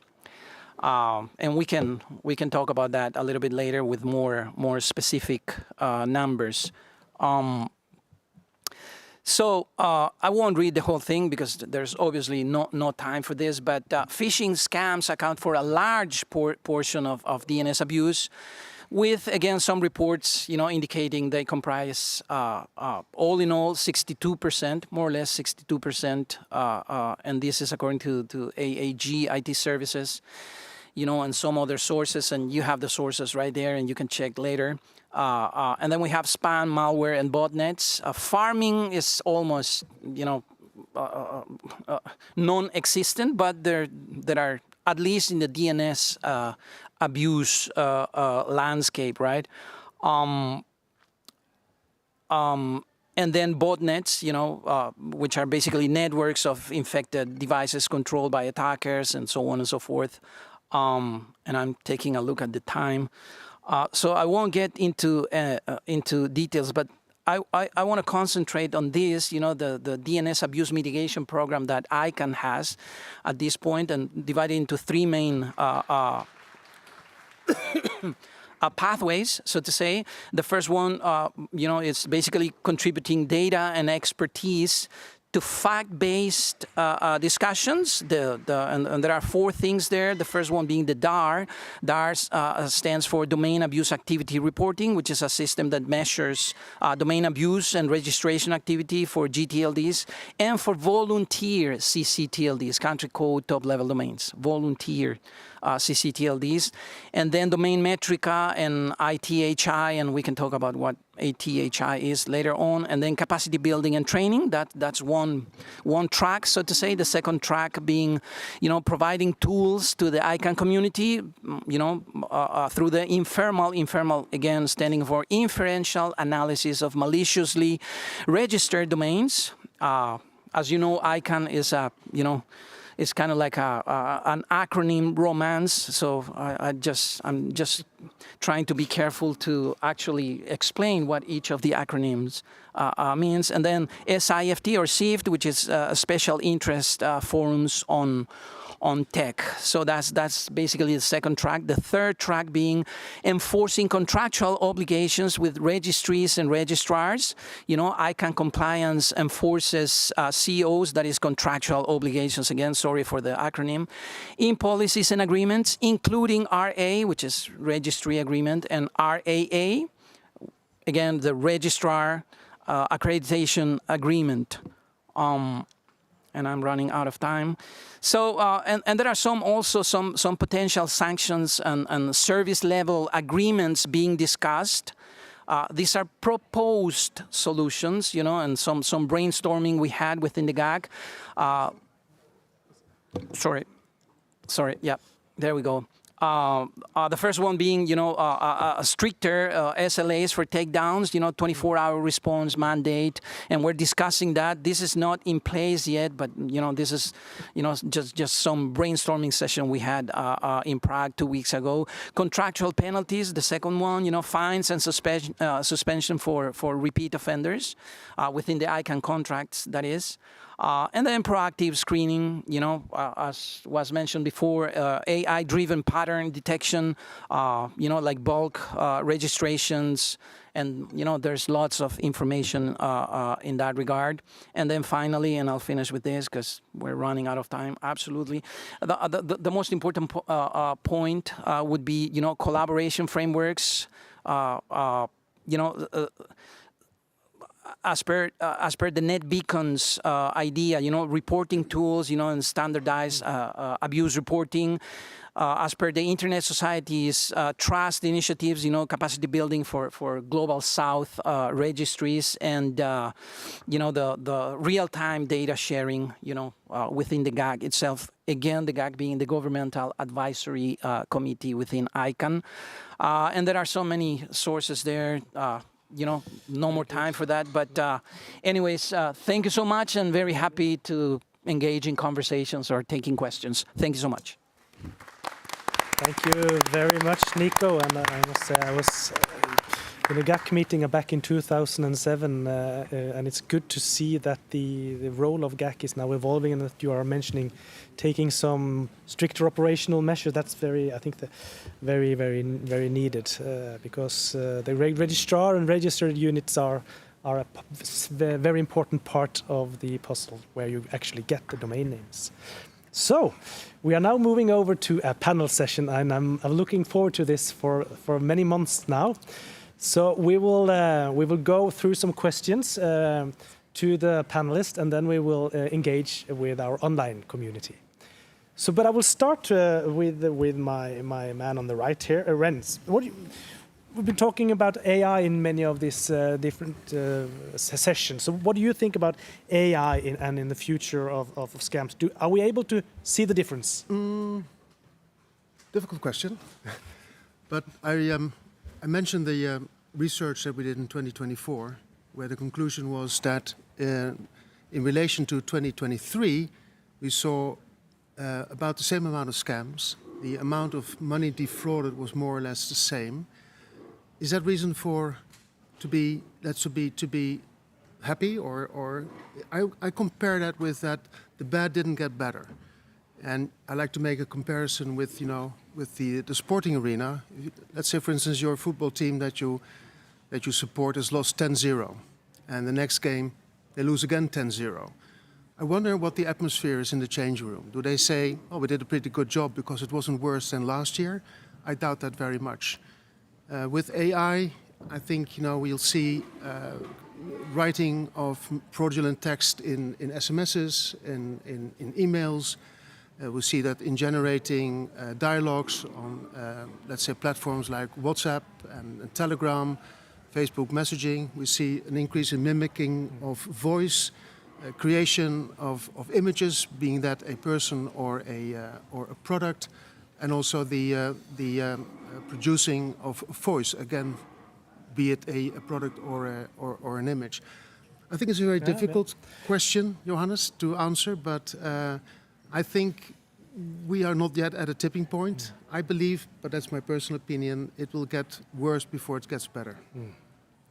Yes, I think you're right. Let's embrace ourselves, and then we have to tackle it. But it's getting increasingly difficult to differentiate. Well, let's talk a little bit more with the regulator when you are here on the table, Camilla. So you talked about the transition, that we will transition towards internet-based services. What are your thoughts on this transition? Well, I don't think that it is a very easy, straightforward answer to that question. I don't think so. But I think that we must entail that internet-based services is a very broad term. It is a very complex field, both technically, legally, and culturally. But I really strongly, truly believe that the industry and the regulators share many of the same goals. We have seen it in so many ways in the past time. So I think we can base that also with the future collaboration. We all want increased digital trust. We all want increased digital inclusion, and we all want to reduce fraud. We will get some new regulatory tools, no doubt about that. But I think that the most important aspect is that we work together with the internet stakeholders and the traditional stakeholders, both from the regulator side and from the industry. I truly believe that is the answer in many ways, and we have to find out how to do it. Thank you very much, Camilla, for those comments. I totally agree. And so we sometimes see that we need to, we ask for regulations, but many times the regulations is really there. We ask for clearer rules on privacy, but they are really there. Sometimes you just need some guidance. But let's take a look on the legal framework, and let's go a question to Rika and to UNODC. How are countries doing with the criminalization of fraud as it manifests itself in the world today? Thank you, Johannes. Criminal law is not a magic bullet. It exists in the regulatory framework, and it has to be a complementary measure, and it certainly doesn't exclude the kind of civil and administrative measures against fraud. They coexist, so to say.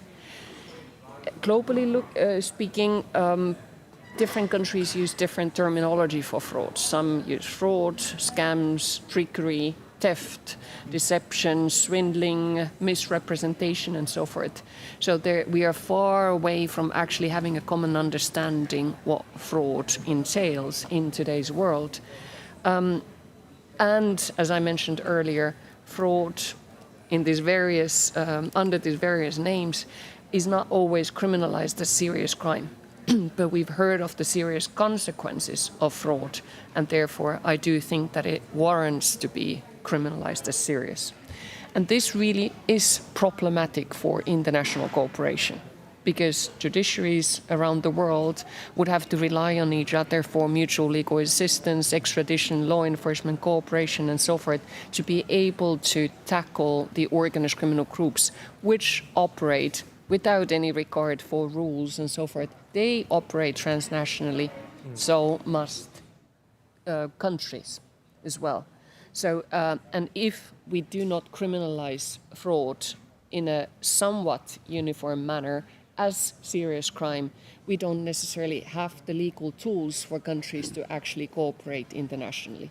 So these international conventions are not only paper, but they are actually, they constitute real tools to combat fraud. So really, criminalization matters, and we are not yet there. Thank you, Johannes. Fantastic, good intervention. So I totally agree. It's fraud is not petty theft, as we heard from Renskrim. The consequences of fraud can be lethal. So let's tackle this organized crime, international organized crime, as that organized international crime. So, but we always hear about privacy. We can't share data. We can't share data. But can we share data? And let's talk to somebody that has shared data. How did you do it, Emily? How have you been handling the data privacy issue? Thank you very much for the question, Johannes. And I should say, you know, in any healthy democracy, protect for fundamental rights and the rule of law are not a nice to have, they're absolutely essential. And they also give the bright lines for law enforcement to adhere to. I think often in these sort of debates, you know, we as humans love binary. So we like, you know, are these in opposition to each other, criminal justice and privacy? No, they're absolutely not. And in the UK, we were very fortunate that our national data protection regulator actually issued some guidance to clarify this matter, which is extremely helpful. And as Rika says, this is not, you know, whether it's in the criminalisation area or in the data sharing area, this is not a static legal international framework. We've had the OECD principles, the second additional amendment to the protocol to the Budapest Convention, EU e-Evidence Act, and the list goes on. So, you know, within the GSE, we have been working on the protections for privacy alongside the technical development from the outset, and I think that that's really the way to do it, and to make sure that whoever is sharing data is always in control or in charge of what happens to it, and there's no sort of really over lax default settings. So, you know, privacy laws are not an annoyance. They need to be baked in. The adherence needs to be baked in from the start so that people who are using the system can have confidence that their privacy will be respected and that you know, that helps to give the benchmark and the level playing field so that people feel confident in sharing data to combat scams and fraud.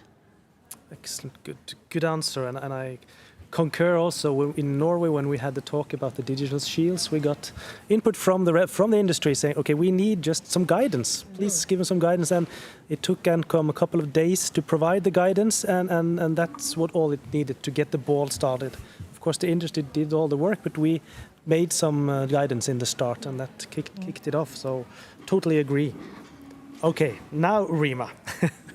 Many people are being confronted daily, or perhaps not daily, but often with fake profiles on different social media channels. And you don't have to talk for everybody here, but what do you think about the challenges of fake profiles and fake content?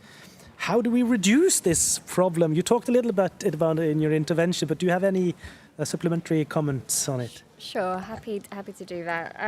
So, fake accounts are an incredibly important thing for us to be able to counter. Again, if we go back to the attack chain, creating that deceptive identity is one of the sort of the earlier parts that we are able to have sort of visibility in. So we have teams that are working to create technology to be able to detect this stuff at scale. And just to give you an example of the type of scale that we are looking at, in Q4 of 2024, we took down 1.4 billion fake accounts, 99.9% of those proactively, often at the point of creation before they were reported to us. So our technology is catching these fake profiles. And I should caveat here that because we're catching them very early on, we don't know the purposes for which they would be used, right? It's not necessarily all frauds and scams, but we know that fake profiles are important when it comes to frauds and scams. Now, when it comes to that 0.1% of the ones that we weren't able to catch that were reported to us, there is a challenge that comes with that. So the teams are constantly thinking, okay, how do we close that gap and get closer on it? The challenge is that as you become sort of more aggressive, then you catch innocent people within that as well. So yes, very important part of the work and something that we're focused on. I want to touch on content a little bit here as well, as you mentioned it. I I don't know if anyone's come across a piece of research by Camille Francois, which talks about how you handle or ways to handle adversarial harm on the internet. She says that you can focus on actor, who is behind the activity. Then there's behavior, which is what are the behaviors that the person is doing sort of on the platform. Things like trying to reach out to numbers of people that they're not connected with, that type of behavior. And the third piece is content, which is what is it that they're actually posting on the internet. Now, all three of those components in the ABC framework are incredibly important. For frauds and scams, content is important, but it's a harder lever to pull. If you compare it to a harm like terrorism, fraud, it's not as obvious.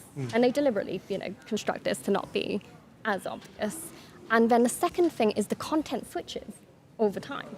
Fraudsters will try to promote one item and then move on to another. So they're constantly shifting. Like, that's part of their MO. Whereas it's much harder for a threat actor, a fraudster, to shift sort of their behavior or try to hide who they are. Of course, they will try to.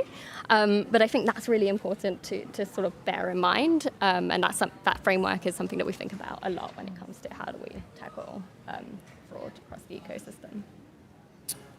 Thank you very much. We will get some questions afterwards from the room also. So if you have anything, just prepare yourself if you want to do that. Birgitte, yeah, you emphasized the importance of cooperation. And I know that many of the measures that Telenor are taking to combat fraud are quite costly. How can the private and public cooperation be in order to help in this regard? I think we should reflect upon the magnitude of the problems that has been presented from all of us, and the fact that we need to work together and we need to share the burden. So maybe let's think about it in a triangle where you have the customers. They should ask for secure and safe services and be willing to pay for that. The government needs to finance parts of those costly measures, and the tech and telco companies also needs to invest. So it's in this triangle, I think we need to really divide the burden between the three. Good, yeah, I agree. I think also the money that you put in protecting citizens is, in the long run, you get it all back with interest. So, yeah. Good intervention. Last but not least, over to Nico. You are in a key position here as the chair of the Governmental Advisory Committee, and you have a lot of data, and you have a lot of issues at your hand. But in particular to this phishing, the topic that you mentioned. Is there any, let's talk a little bit out of the box now, a possibility for data sharing, real-time data sharing, akin to the anti-phishing working group that you have mentioned, while still balancing the GDPR? Absolutely. And I took the time to prepare some it's a very short list, mainly 4 things, but important to take into account. The first one is layered access models.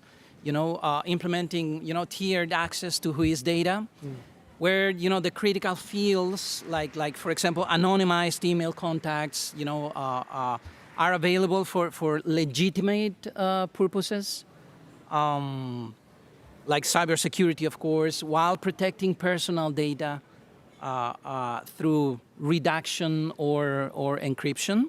That's one thing. The other thing would be, a centralized accreditation. Can you hear me? Because I'm having trouble with my, developing a unified accreditation system for vetted entities, so to say, like law enforcement, cybersecurity professionals, and so on, to request non-public data, ensuring compliance with GDPR, GDPR's legitimate interest provisions. Also, a collaborative framework engaging with data protection authorities and industry stakeholders to align policies with GDPR, as as you can see in the temporary specification and the EPDP. That's expedited policy development process. Again, a long and complicated acronym coming from ICANN, but it is what it is. While preserving, again, as I said before, interests like fraud prevention, which is our main point here. And then finally, there are some technical solutions coming from ICANN, like supporting innovations like the RDRS, that is the registration data request service, formerly, known as the SSAD, to streamline secure data requests without, I would say, overburdening the registrars. So that's more or less what I can share at this point. Thank you very much, Nico. So we will have a couple of open questions first, and you can answer when you want. The one where you just raise your hand, and then we will open the floor. But my first question, we talked a little bit about privacy, so I will give you a provoking question on privacy. Are the privacy rules now protecting the victims or the fraudsters? Anyone want to give that a shot? Or both? I can give it a shot. Thank you. But hopefully, yeah. So I think I spoke a little bit earlier about the facial recognition technology that we deployed in order to protect people from scams relating to public figures. We deployed that pilot across the world in, I think it was October of last year, basically. And one of the challenges were that we were just unable to deploy it within sort of Europe and the UK at that particular time because we were, navigating with the regulator and putting all those pieces into place to ensure that that they were sort of comfortable with this technology. So what I would say there is that these protections were designed for the right reasons and the right sort of principles behind them. But I think what needs to be sort of added to them is understanding sort of the adversarial landscape, especially when it comes to fraudsters as well, to enable us to deploy things at the speed of which we need to, because these are some of the fastest actors out there. And so we need to make sure that we're able to deploy things in the right way at the speed of which we need to. Thank you. Good comment. Rika? Yes, I totally agree. And indeed, privacy laws were actually put in place to also prevent fraud. So the intention, as Rima said, was a good one. But it's the implementation of those laws that leaves some room for improvement. Privacy, the right to privacy is not an absolute right in international human rights law. It is a qualified right. So there are certain conditions, and if those conditions are fulfilled, it can be compromised, the right to privacy.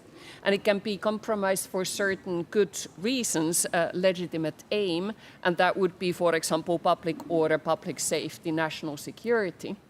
And when we look at the scale of fraud, I do think that the legitimate aim is there. So indeed, it is not an absolute but a qualified right. But in addition to that legitimate aim, it also has to be prescribed by clear and accessible law. So again, for legislators, some work to do, serve this legitimate aim, and it has to be necessary and proportionate. And then you are in compliance with the international human rights framework. Thank you. Yeah, Emily. Well, I think Rima and Rika have both made excellent points, which I won't repeat. I think that where I would come in on this is just reflecting on the transatlantic tensions around data sharing, between very close allies, all democracies, all subject to the rule of law. And, you know, Nico, I had the misfortune to be on the EPDP, and the expedited bit was certainly not really very apparent in this multi-year process. But actually, rather than blaming ourselves, I think we reflect on how difficult it is, and that WHO is a microcosm of wider difficulties of sharing data.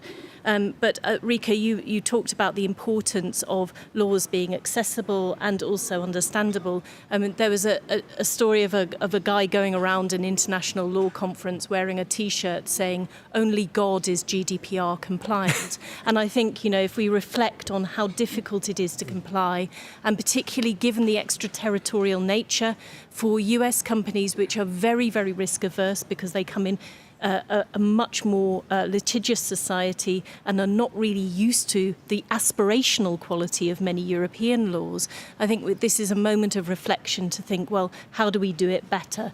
The fundamental rights need to be protected, and legitimate people also need to be protected from intrusion, but we can do better.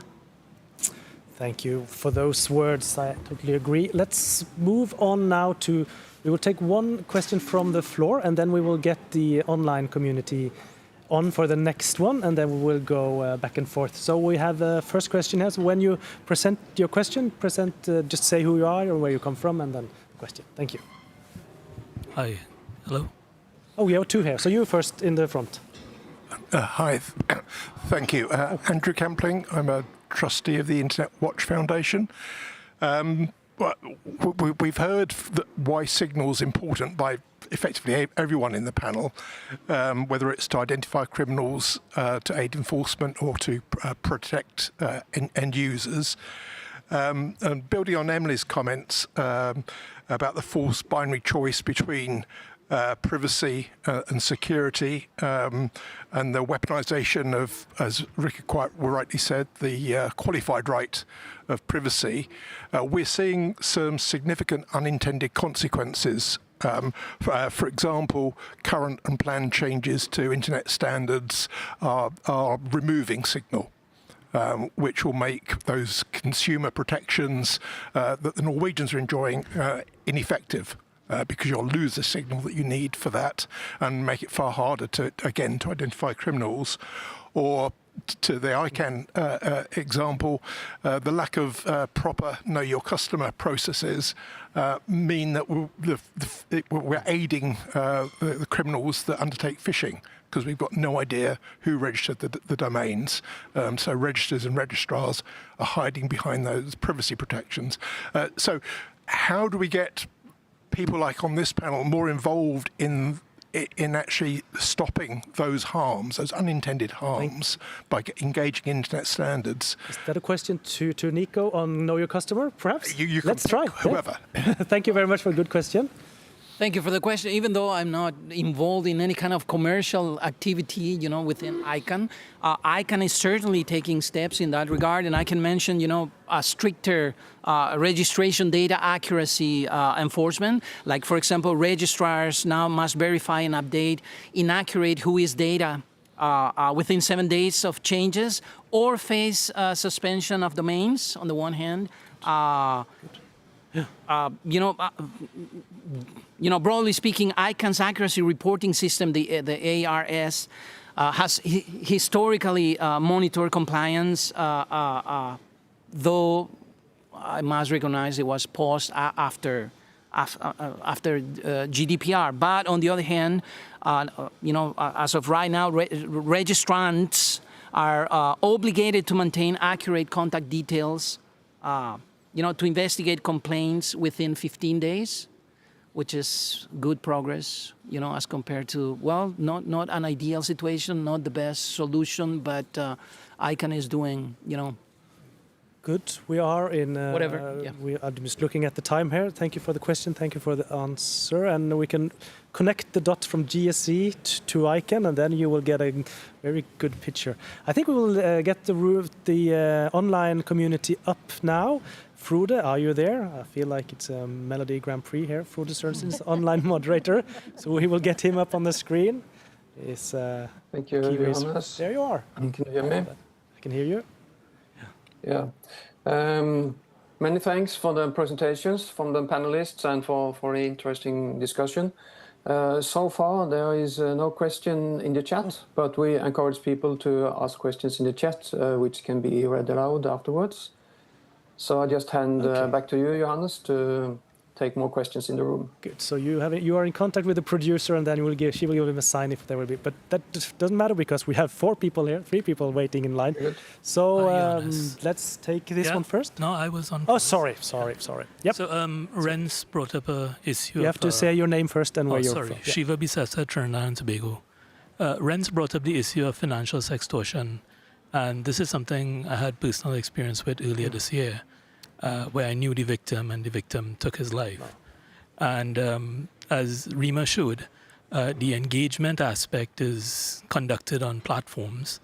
In this case, it was WhatsApp. My question is for the Global South, for developing nations. How can we increase awareness? What is the responsibility of platforms to increase awareness on these scams? And further, law enforcement is not as equipped as developed states within the developing world. How can we get law enforcement up to date? And if there is if there's no mechanism to report these things to law enforcement, how can we report directly to the platforms? Yeah. Thank you, sir. Very good question. I will go to Rens. Thank you for your question, and sorry to hear about your loss. It is a difficult area. Especially in the sextortion that I was talking about. Because in the country of origin, the people behind these scams are seen as heroes. And even the nation is discouraging people to go to school and just go scamming. So, but to answer your question, I think is the whole purpose of the stakeholder participation, getting into touch with local enforcement agencies and propagate that cooperation. It is a difficult story because, as it is said here early on the panel, there's no strict criminal prosecution possible. So if it happens in country A and the extortionist is in country B, it's extremely difficult to get that person in country B to be prosecuted. And it's a difficult, we're not there yet, but I believe that encouraging countries, nations, governments to also actively go after the people within their country who are propagating and who are actually committing these crimes, that is the first step forward. Does it answer your question? Yeah, somewhat. Yeah. I can also take some of that question, and I'm firstly so sorry for your personal loss. I think in terms of the question you asked around sort of raising awareness and what we can do there, I think there's a couple of pieces there, right? So you've got sort of campaigns that we can work sort of together on. I think that's the working together piece is really important because what we often see is fragmented sort of awareness campaigns and people and young people especially being bombarded with so many different messages that actually bringing those together is incredibly important. And so that's something that we look to do with governments and those types of entities. The next is sort of interventions in building products in a way that is safe, creates safe environments. So separating, for example, messages that come from people that you're not connected with, and putting in sort of the guardrails there.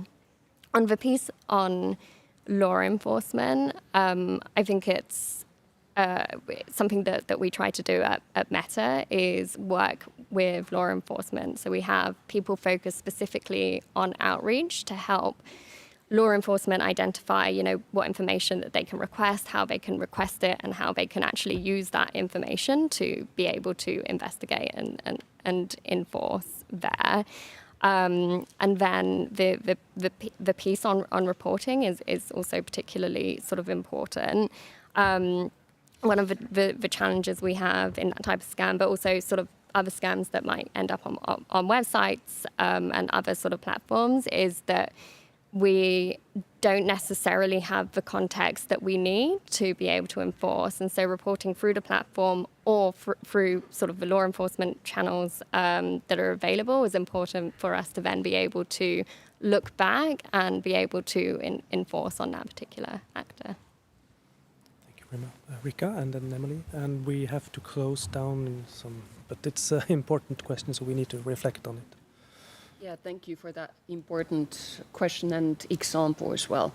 At UN, UNODC, we have these intergovernmental processes, which we've done a couple of on fraud, and there's an increasing awareness of the seriousness of fraud as such, and including naturally also sexual extortion. Tragic example. We also carry out technical assistance activities, and they kind of range from prevention to protection of victims and witnesses, pursuing the criminals, the organized criminal groups behind it, and also promoting that cooperation. So I hope in the years to come there is an increased awareness, but clearly we still have a lot of work ahead of us.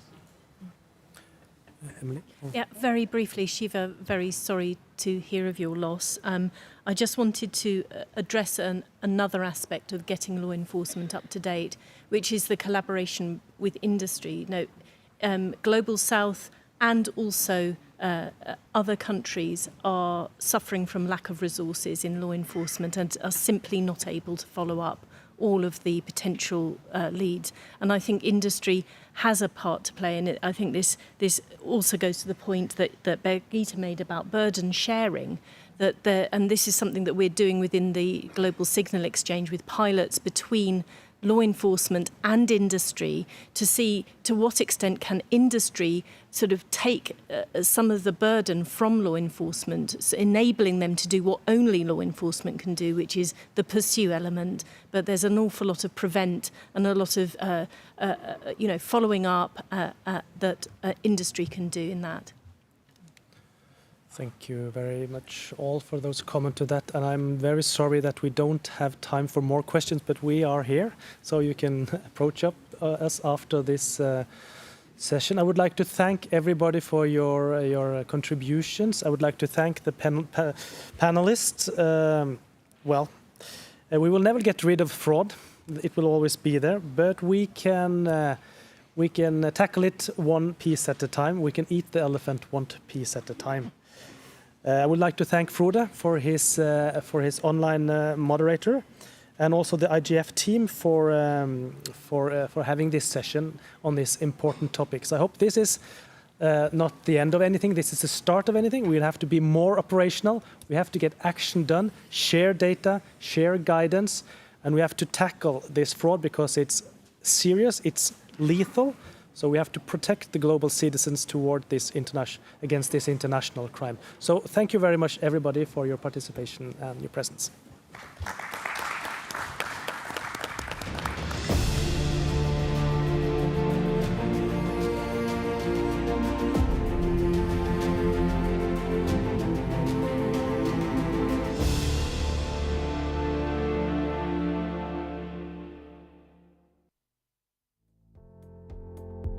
Workshop 2.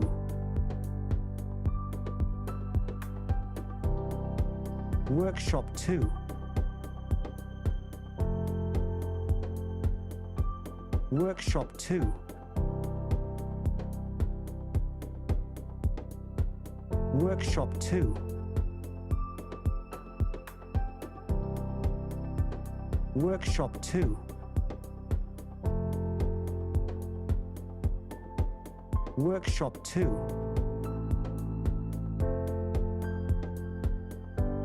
Workshop 2. Workshop 2. Workshop 2. Workshop 2. Workshop 2. Workshop 2.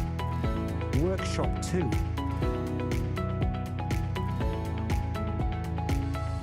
Workshop 2. Workshop 2.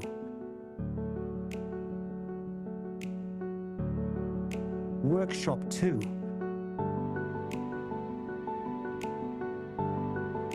Workshop 2.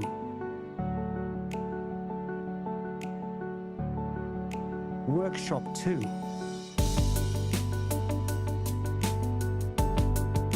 Workshop 2.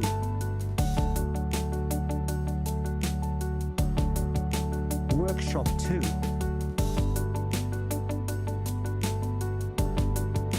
Workshop 2.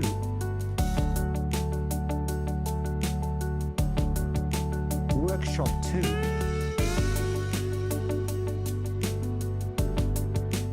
Workshop 2.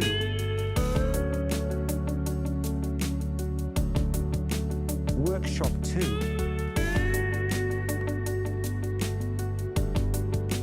Workshop 2.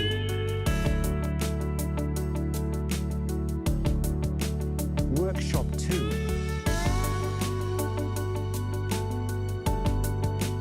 Workshop 2.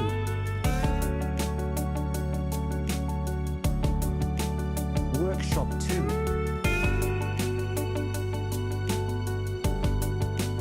Workshop 2.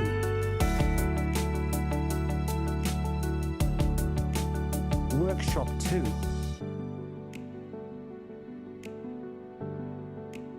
Workshop.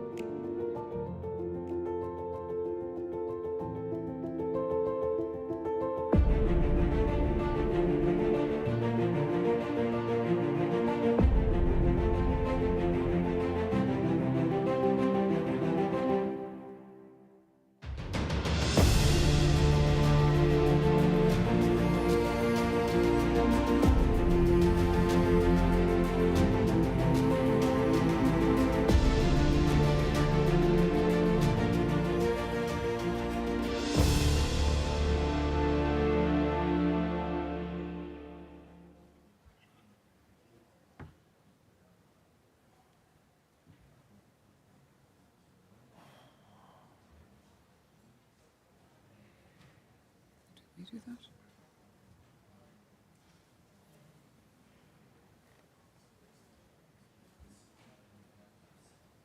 Do we start?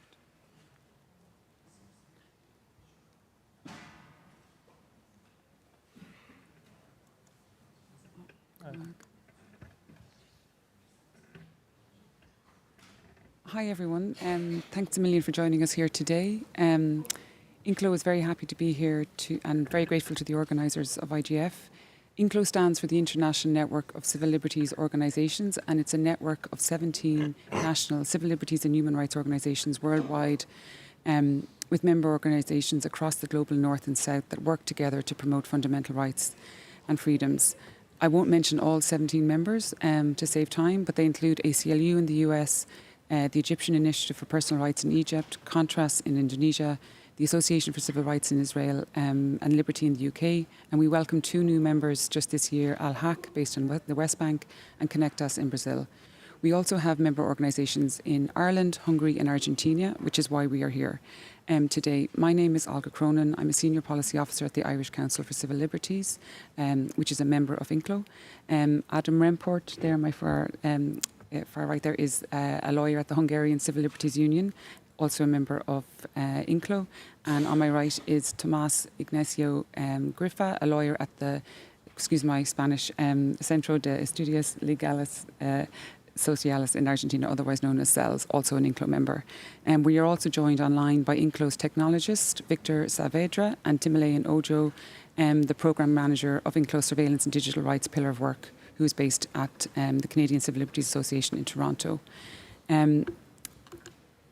Most people in this room probably already know what FRT is, but just very, very briefly, facial recognition is a biometric technology, and it uses artificial intelligence to try and identify individuals through their facial features.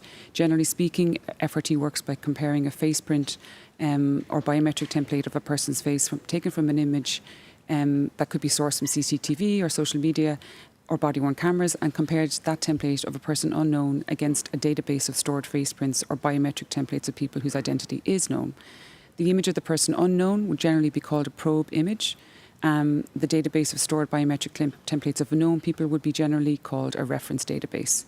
And if you're wondering what kind of reference databases of stored biometric facial templates are used by police, you can think of passport databases or driver's license databases or police mugshot databases.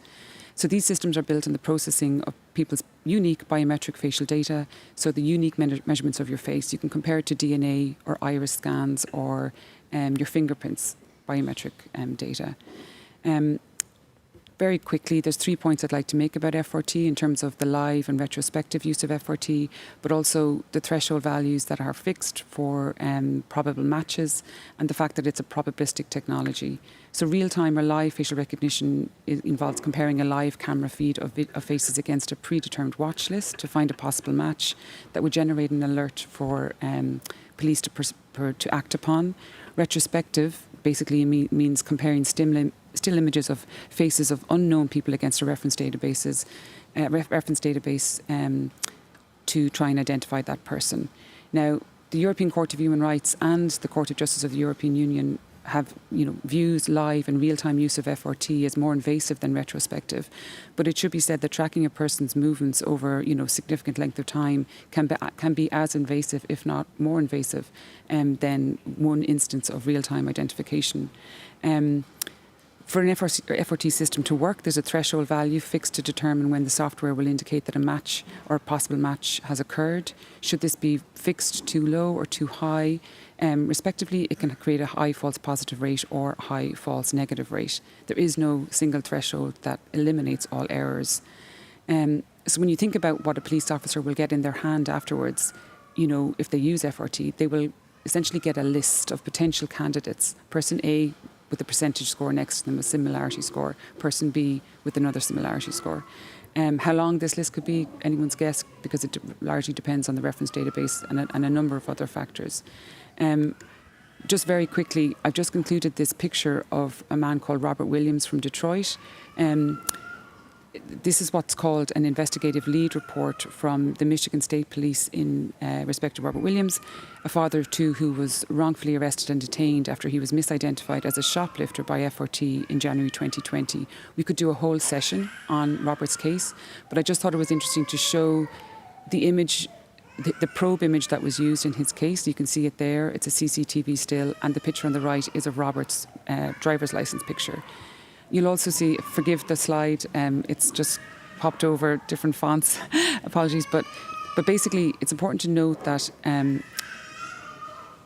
Robert was arrested after an algorithm identified him as the 9th most likely match for the probe image, but there were 2 other algorithms run.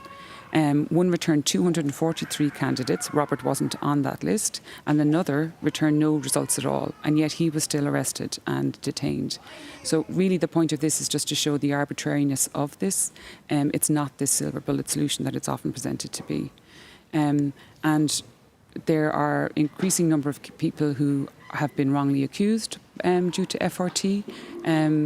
You'll notice that all the people in these images are people who are black. They are all from the States.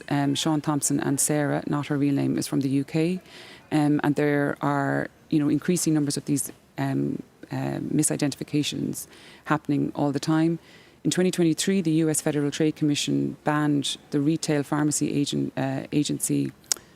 retail chain Rite Aid from using FRT in shops, because it was creating, between 2012 and 2020, there was thousands of people wrongfully basically accused of being shoplifters and told to leave stores, predominantly people who were black. And this was all misidentifications. So with FRT, there's an immediate danger of misidentifications. It's unreliable, it has this bias and discriminatory aspect, but also there's the larger and more long-term concerns, longer-term consequences, and that is this mass surveillance concern. FRT allows police, it gives them a seismic, a shift in this kind of surveillance power. It does turn us into walking license plates, and it tilts that power dynamic further into the hands of police. So, you know, we know and we've heard of the use of FRT against Palestinians. We know and have heard of the use of FRT against Uyghur Muslims and protesters in Russia. But the most recent situation regarding the use of FRT that's been in the news at least is the use of FRT this weekend at Pride in Hungary, which Adam will talk to in a bit. This is just a brief slide just to outline the different human rights that are affected by FRT at a minimum. The right to dignity, privacy, freedom of expression, peaceful assembly and association, equality and non-discrimination, rights of people with disabilities, the presumption of innocence, the right to effective remedy and the right to fair trial and due process. INCLO, as I said, we are members in 17 jurisdictions, and we, over the last number of years, since we brought out a report about the emerging issues with the FRT in 2021, we could see that this was becoming a significant issue. We knew about the biometric database of Palestinians. We could see our member organisation, Agora in Russia, brought a complaint to the European Court of Human Rights, brought a case to the European Court of Human Rights over Russia's use of FRT against protesters. There have been wrongful arrests in Argentina, which my friend Tomas will talk about next. There was the famous Bridges case in the UK, the Clearview AI scandal in Canada, all of these various aspects. And essentially what we decided, we stood back and we thought, in many of these jurisdictions there's no legislation to underpin this use of FRT. In different jurisdictions, they have different, data protection rights or privacy rights, or perhaps none at all. And it was essentially, we could see how patchwork it was. Different organisations within our members were calling for different things. Some were calling for bans, some were calling for moratoriums, some were calling for legislation. And so what we decided to do was to come up with create a set of principles for police use of FRT in the hope that it could mitigate some of these harms. I won't stay too long on it, but basically our methodology was we just created a steering group within the network. We met obviously throughout. We agreed what information we needed. We surveyed our members to find out what actually information there is available in their jurisdictions. We agreed on the harms and risks, and we looked at the cases that were coming through. We looked at, obviously media stories as well. Not everything, ends up in court. And then we agreed upon a set of questions that we feel should always be asked when it comes to police use of FRT. And essentially the principles are our attempt at answering those questions. We did have some great expert feedback with a number of experts, academics and otherwise, and we did that virtually and in person. And essentially these are the principles. I don't want to take up all the time, but essentially, there are 18 principles, and the first principle is about a legal basis. And essentially what we're saying here is that any interference with a right, and FRT interferes with many rights, as I mentioned earlier, must have a legal basis, and that legal basis must be of sufficient quality to protect against arbitrary interferences. We say that police cannot use FRT unless there is a legal basis. We also say that it should never be used in certain circumstances, and that includes it should not be used to identify protesters or collect information on people attending peaceful assemblies, which is very pertinent to what Adam's going to talk about. The second principle concerns mandatory fundamental rights impacts assessment. So here we're saying that the police need to carry out a series of impact assessments with respect to all fundamental rights prior to any new use of FRT. And we're saying that these assessments must include an assessment of the strict necessity and proportionality of the FRT use. We have copies of the principles here if anyone would wish to go through them in more detail. They are quite detailed, so I won't go into detail of each of them. But obviously, those assessments, we're saying they must explicitly outline, the specific parameters of use, who will use it, who it will be used against, where it will be used, why it will be used, and how it will be used, the rights impacted, the nature and extent of the risks, how those risks will be mitigated, and a demonstrated justification for how and why the benefits of the deployment will outweigh the rights impacts, and the remedy available to someone who is either misidentified or whose biometric data was processed when it should not have been, which we'll speak to Tomas's point in a minute. Principle 3 is about the fundamental rights impact assessments that I just mentioned, having to be independent of the vendor assessment. it's not enough for a vendor to say that this is X and this is Y and everything is okay. And I'd like to mention here that Bridges case, the Court of Appeal case in the UK, which our colleagues Liberty took, because in that case, the Court of Appeal held that the public sector equality duty under the Equality Act there requires public authorities to give regard to whether a policy could have a discriminatory impact. And essentially in that case, it was held that the South Wales Police had not taken reasonable steps to make inquiries as to whether or not the FRT algorithm the police was using risked bias or racial or sex grounds.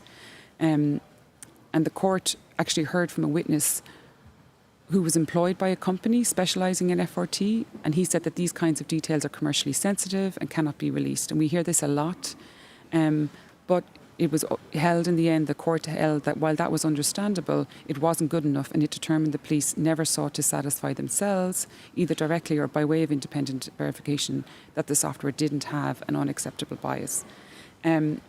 Principle 4 is no acquisition or deployment of any new FRT without a guarantee of future independence from the vendor.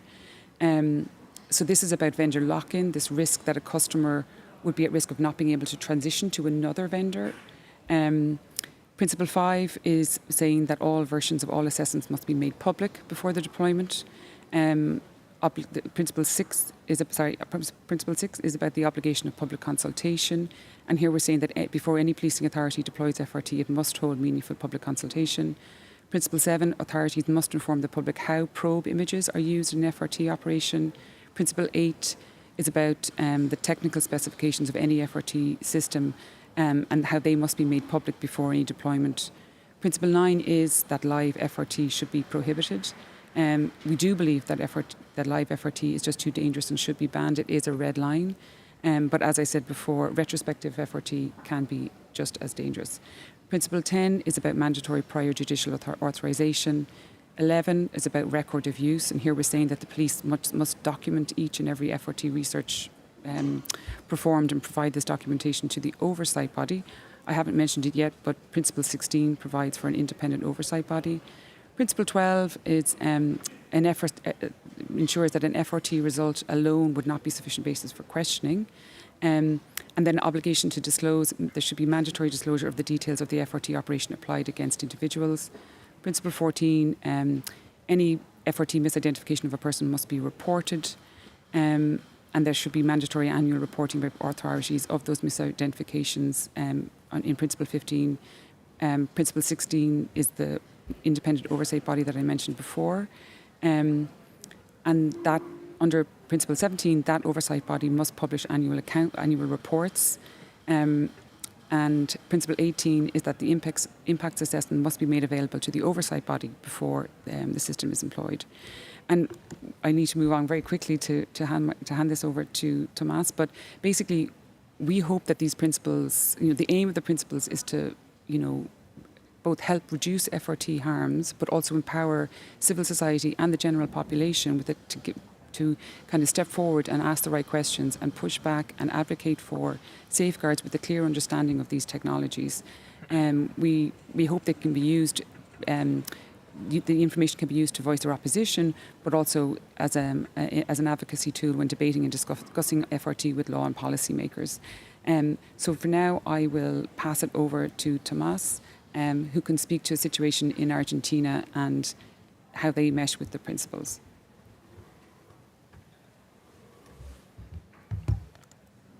Thank you very much, Olga. Hello, everyone. So I'm going to be talking a little bit about our experience in Argentina at CELS regarding the FRT.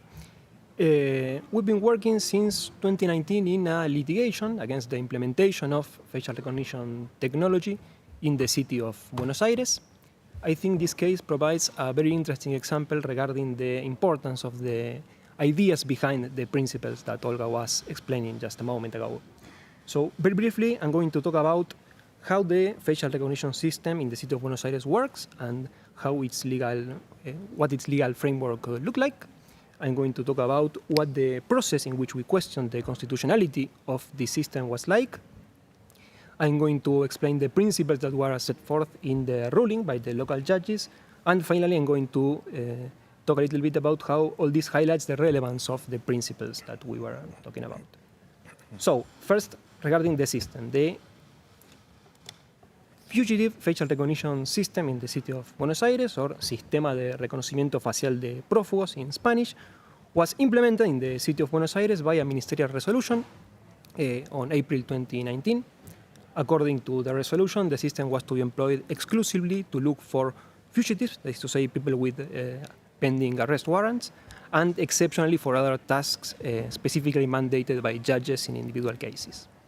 The system worked with the National Fugitive Database, the CONARC in Spanish, which provided the identities of the people that had to be searched for, that is to say, the fugitives, and with the National Identity Database, the Registro Nacional de las Personas, or RENAPER in Spanish, which was supposed to provide the biometric data regarding the people that had to be searched for, the pictures of these people, right, the fugitives. The system was operated by the local police, and in 2020, the local legislative branch sanctioned a statute that provided a legal basis for the system. So, regarding the case, it was a constitutional protection procedure, or amparo in Spanish. It was started by the Argentinian Observatory of Informatic Rights, another Argentine NGO, and CELS also took part in the case. The case started with focus on that which research on facial recognition technology around the world has repeatedly shown, that is to say, the risk of mistakes and wrongful identifications, racial and gender biases, and impacts on the right to privacy, and so on. However, as the judge started gathering information about the system, it became quite clear that there was another big problem, which was its practical implementation. So, as I said, the facial recognition system was intended to work crossing data between a national database of fugitives and wanted people, which consists of maybe 30 to 30,000 names, and the biometric data gathered by the National Identity Database. So, the National Identity Database was supposed to provide the biometric data on those 30 to 30,000 people. However, when the judge asked the National Identity Database how many individual consultations the government of the city of Buenos Aires had made, it turned out that the government had made consultations about more than 7 million people, more than 9 million consultations in total regarding more than 7 million people. So clearly the Buenos Aires police and perhaps other offices were accessing this biometric data for other purposes, entirely different from searching for fugitives, and to this day we do not know exactly how and why this data was accessed.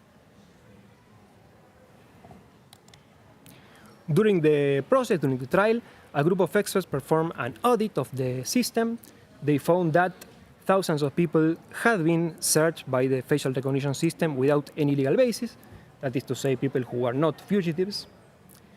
They also found that information regarding the use of the system had been manually deleted in such a way that it was impossible to recover it. And they found also that it was impossible to trace which specific public officers had operated the system. So, with all this, the local judge ruled that the facial recognition system employed by the city of Buenos Aires was unconstitutional. She found that the system had been implemented without complying with the legal provisions for the protections of the constitutional rights of the citizens.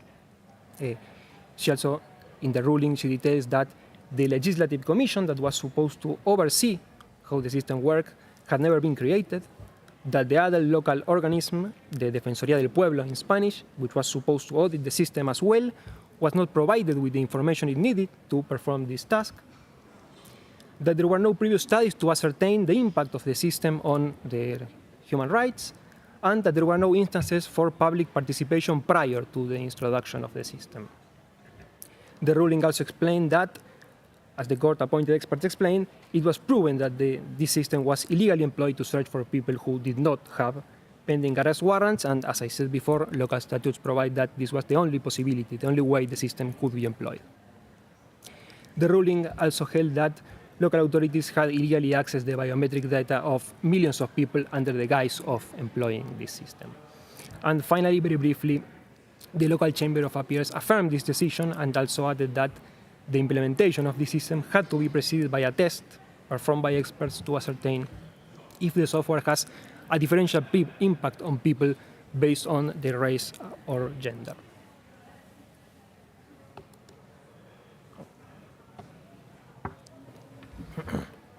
And finally, very briefly, I'm going to talk about the latest developments in the case. This order to perform the test to ascertain whether the system has a differential impact on people based on race or gender is still being carried out to this day. The government wanted to do a sort of black box test by selecting a number of people and testing the system on them. Our position here is that it is not enough to do a test of this kind, and that it's necessary for the government to disclose the technical details of the software and the datasets with which the software was trained.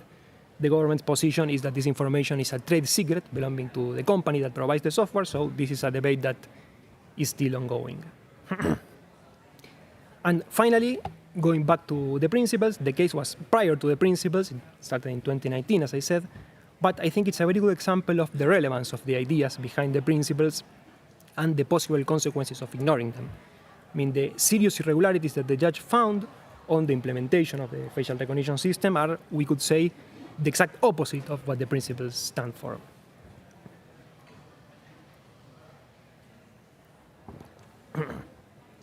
So, very briefly, to give the floor to Adam, thousands of people were looked for employing the system without any legal basis, directly against the ideas set forth in principle number 1. The system was implemented without any prior assessment of its impact on fundamental rights. This brings our attention to principle number 2. There were supposed to be 2 oversight bodies, according to the legislation, to the framework of the facial recognition system. This looked great in theory, however, as I said, in practice, one of them wasn't even created, and the other one was not provided with information it required to perform its function. This regards obviously to principle 16. No public consultation took place before introducing and employing the facial recognition system. This, of course, goes against principle number 6. The use of the system wasn't properly documented. Information was manually deleted. It could not be recovered, and it was not possible to tell which public officers had performed each operation. This, of course, regards to principle 11. And the latest developments that I was talking about regarding how this test ordered by the Chamber of Appeals will be carried out, I believe highlight the importance of being able to access technical information regarding the system, such as the source code, the data that's employed to train the algorithm, and so on. And this regards to principles 8 and 13. Thank you very much. Thank you. I might just introduce, maybe just to say, thanks a million, Thomas. I think it's safe to say that what you just described is exactly that. Like the principles, had they been, seen to or complied with or known about beforehand, there could have been a different scenario, and how things can go very wrong. And speaking about how things can go wrong, we're now going to turn to Hungary, and Adam's going to talk about the situation, about the recent legislative change there, that effectively has banned Pride this weekend, and also allows for the police to use FRT to identify people who have defied that ban. So, over to you, Adam. Thank you very much for having me. I would like to present to you a case which may be good to demonstrate the practical problems with facial recognition, the ones that are formulated often quite abstractly, but which have absolute real-life consequences. The case of the Hungarian government essentially banning the Pride parade. So the background of the case is that the Pride is not a new event. It has been held since 1995, but in February of this year, the Prime Minister said that it would be banned because that was, in the government's views, necessary for child protection. So new laws were enacted. They essentially banned any assembly, quote-unquote, displaying or promoting homosexuality. And another law made it possible for facial recognition technology to be deployed for all petty offenses. Now, I will tell you more about what petty offenses are in this context. So the legal background of the case is that Hungary has had a Facial Recognition Technology Act since 2016. It established a facial recognition database, which consists of pictures of IDs, passports, and other documents with facial images on them. there are specific authorities that can request facial analysis in certain specified procedures from the Hungarian Institute of Forensic Sciences, which is responsible for operating the facial recognition system. And a novelty of Hungarian FRT use was that in 2024, FRT was made available for use in infraction procedures or so-called so-called infraction procedures by the police. And in 2025, this included all infraction procedures. The reason why this is important is that participating in a banned event, an event that had been previously banned by the police, is an infraction. So if demonstrators gather at the Pride event after it had been banned by the police, it would mean that they would collectively commit infractions, probably in the tens of thousands. So let's find out how the FRT system actually works in this scenario. The police are known to record demonstrations, and they can use CCTV and other available sources too to gather photographs or images of a certain demonstrations. If they find that there is an infraction happening, what they can do is that they initiate an infraction procedure, and in the course of that infraction procedure, send the facial images to the central FRT system, which then runs an algorithm and identifies the closest 5 matches, which are then returned to the police, and it's the police officer operating this system who has to decide whether there is a match or not. I have to point out that this system has never been used en masse, so it has never been used against tens of thousands of people, and it is not known how this system itself will technically or the capacities of the judiciary and the police will operatively handle this kind of situation.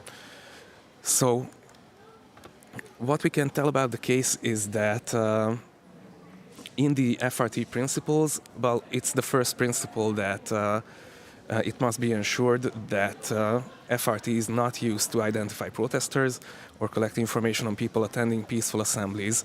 This is the first principle, and it is immediately violated by this this kind of FRT use against peaceful demonstrators. Another principle is that there are certain uses which are banned according to the principles, such as that no FRT system will be used on live or recorded moving images or video data. We can see why it is a problem that the police record entire demonstrations. They don't even necessarily have to follow a demonstration with live facial recognition. It is enough for the chilling effect to take place to record everyone who is taking part in the demonstration, to then later systematically find everyone in the police's recordings and then send fines to them, which is actually probably how this will play out in Hungary, or at least how the government plans it to play out. And it is an interesting case study of the lack of transparency around facial recognition. One of my conclusions will be that FRT in this present case is used actively to discourage people from attending demonstrations, but the lack of transparency, the lack of knowledge that people have of what is going to actually happen to them is also as discouraging as the outright threats of using FRT. So in the case of the Hungarian system, we can tell that there was no public consultation whatsoever before the introduction of the entire system in 2016. So the introduction of facial recognition as such was done in Hungary without any public consultation or without it being communicated to the public. which means that there is no public awareness, or that there hasn't been up until now, when the situation has gotten worse, public awareness of even the existence of the FRT system. There was no consultation and consultation with the public, no data protection impact assessment, and no consultation with the Data Protection Authority before the present broadening of the scope of FRT, which would, of course, include this massive breakdown on the freedom to assembly. This also violates one of the articles of the protocols. So it can also be said that there are no records of use, no statistics available that would tell you how the system works, how effective it is, when it is deployed against which kinds of infractions whatsoever. And persons prosecuted can almost never find out whether the FRT has been used against them or not. There are no impact assessments before the individual uses of the system, which means that the police can simply just initiate these searches without assessing the possible effects that it would have on someone. This is also against the principles. There is no vendor lock-in assessment either, which is also important because, well, the Hungarian Institute of Forensic Sciences, which operates the system, explicitly said that they were only clients using this facial recognition algorithm, which raises the question of whether the data are being transferred to third countries or not. And of course, since there are no risk assessments, they haven't been publicized either, which also goes against the protocols. So a lack of sufficient oversight is also what I would like to mention. There is no prior judicial authorization. This is important because, as I have told you, it is necessary to start an infraction procedure before FRT can even be deployed. It is not known because the law is not clear about against how many people at the same time can one infraction procedure be initiated. So this has never even really been used against more than 3 or 4 people, which makes sense. But it has never been used on a scale of tens of thousands of people. A prior judicial authorization could act as a check on this kind of massive surveillance if a judge could see whether it was necessary to surveil tens of thousands of people at the same time, but it's not possible. There is no independent oversight body either, and of course there are no annual reports, no notification of the impact assessments to the oversight body, since the oversight body does not exist. So these all go against the provisions, I think, in a very concrete manner, so that you can see that these provisions are not just abstract rules, but they are, when they are not met with, that means actual harms in real life. My conclusion would be that what we can see is a weaponization of facial recognition technology, that instead of mitigating the risks, there is a deliberate abuse of FRT's most invasive properties. Essentially, the government actively communicated that facial recognition would be used against people that they cannot hide because they will be found with facial recognition and they will be fined. It is inevitable. This, of course, has a massive chilling effect on the freedom of assembly. And we could also say that even the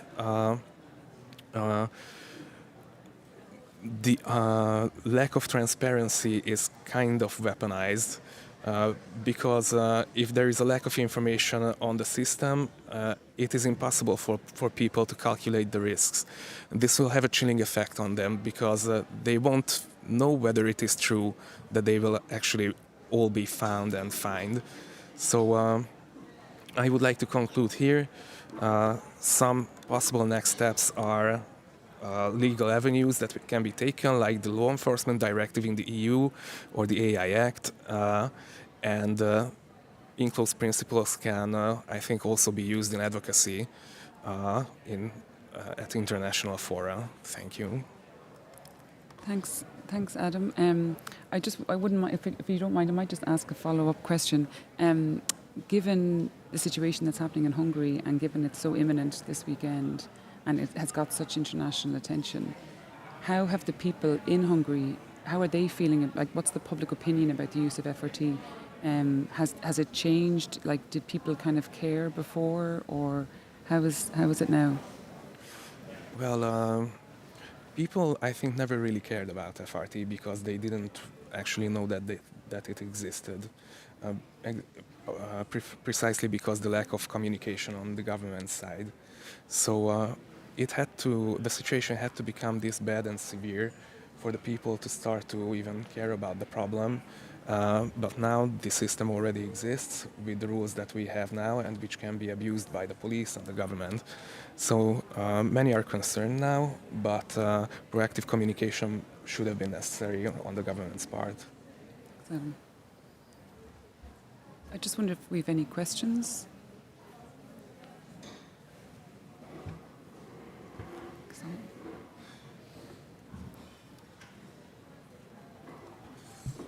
Hi, can you hear me? Yes. Okay.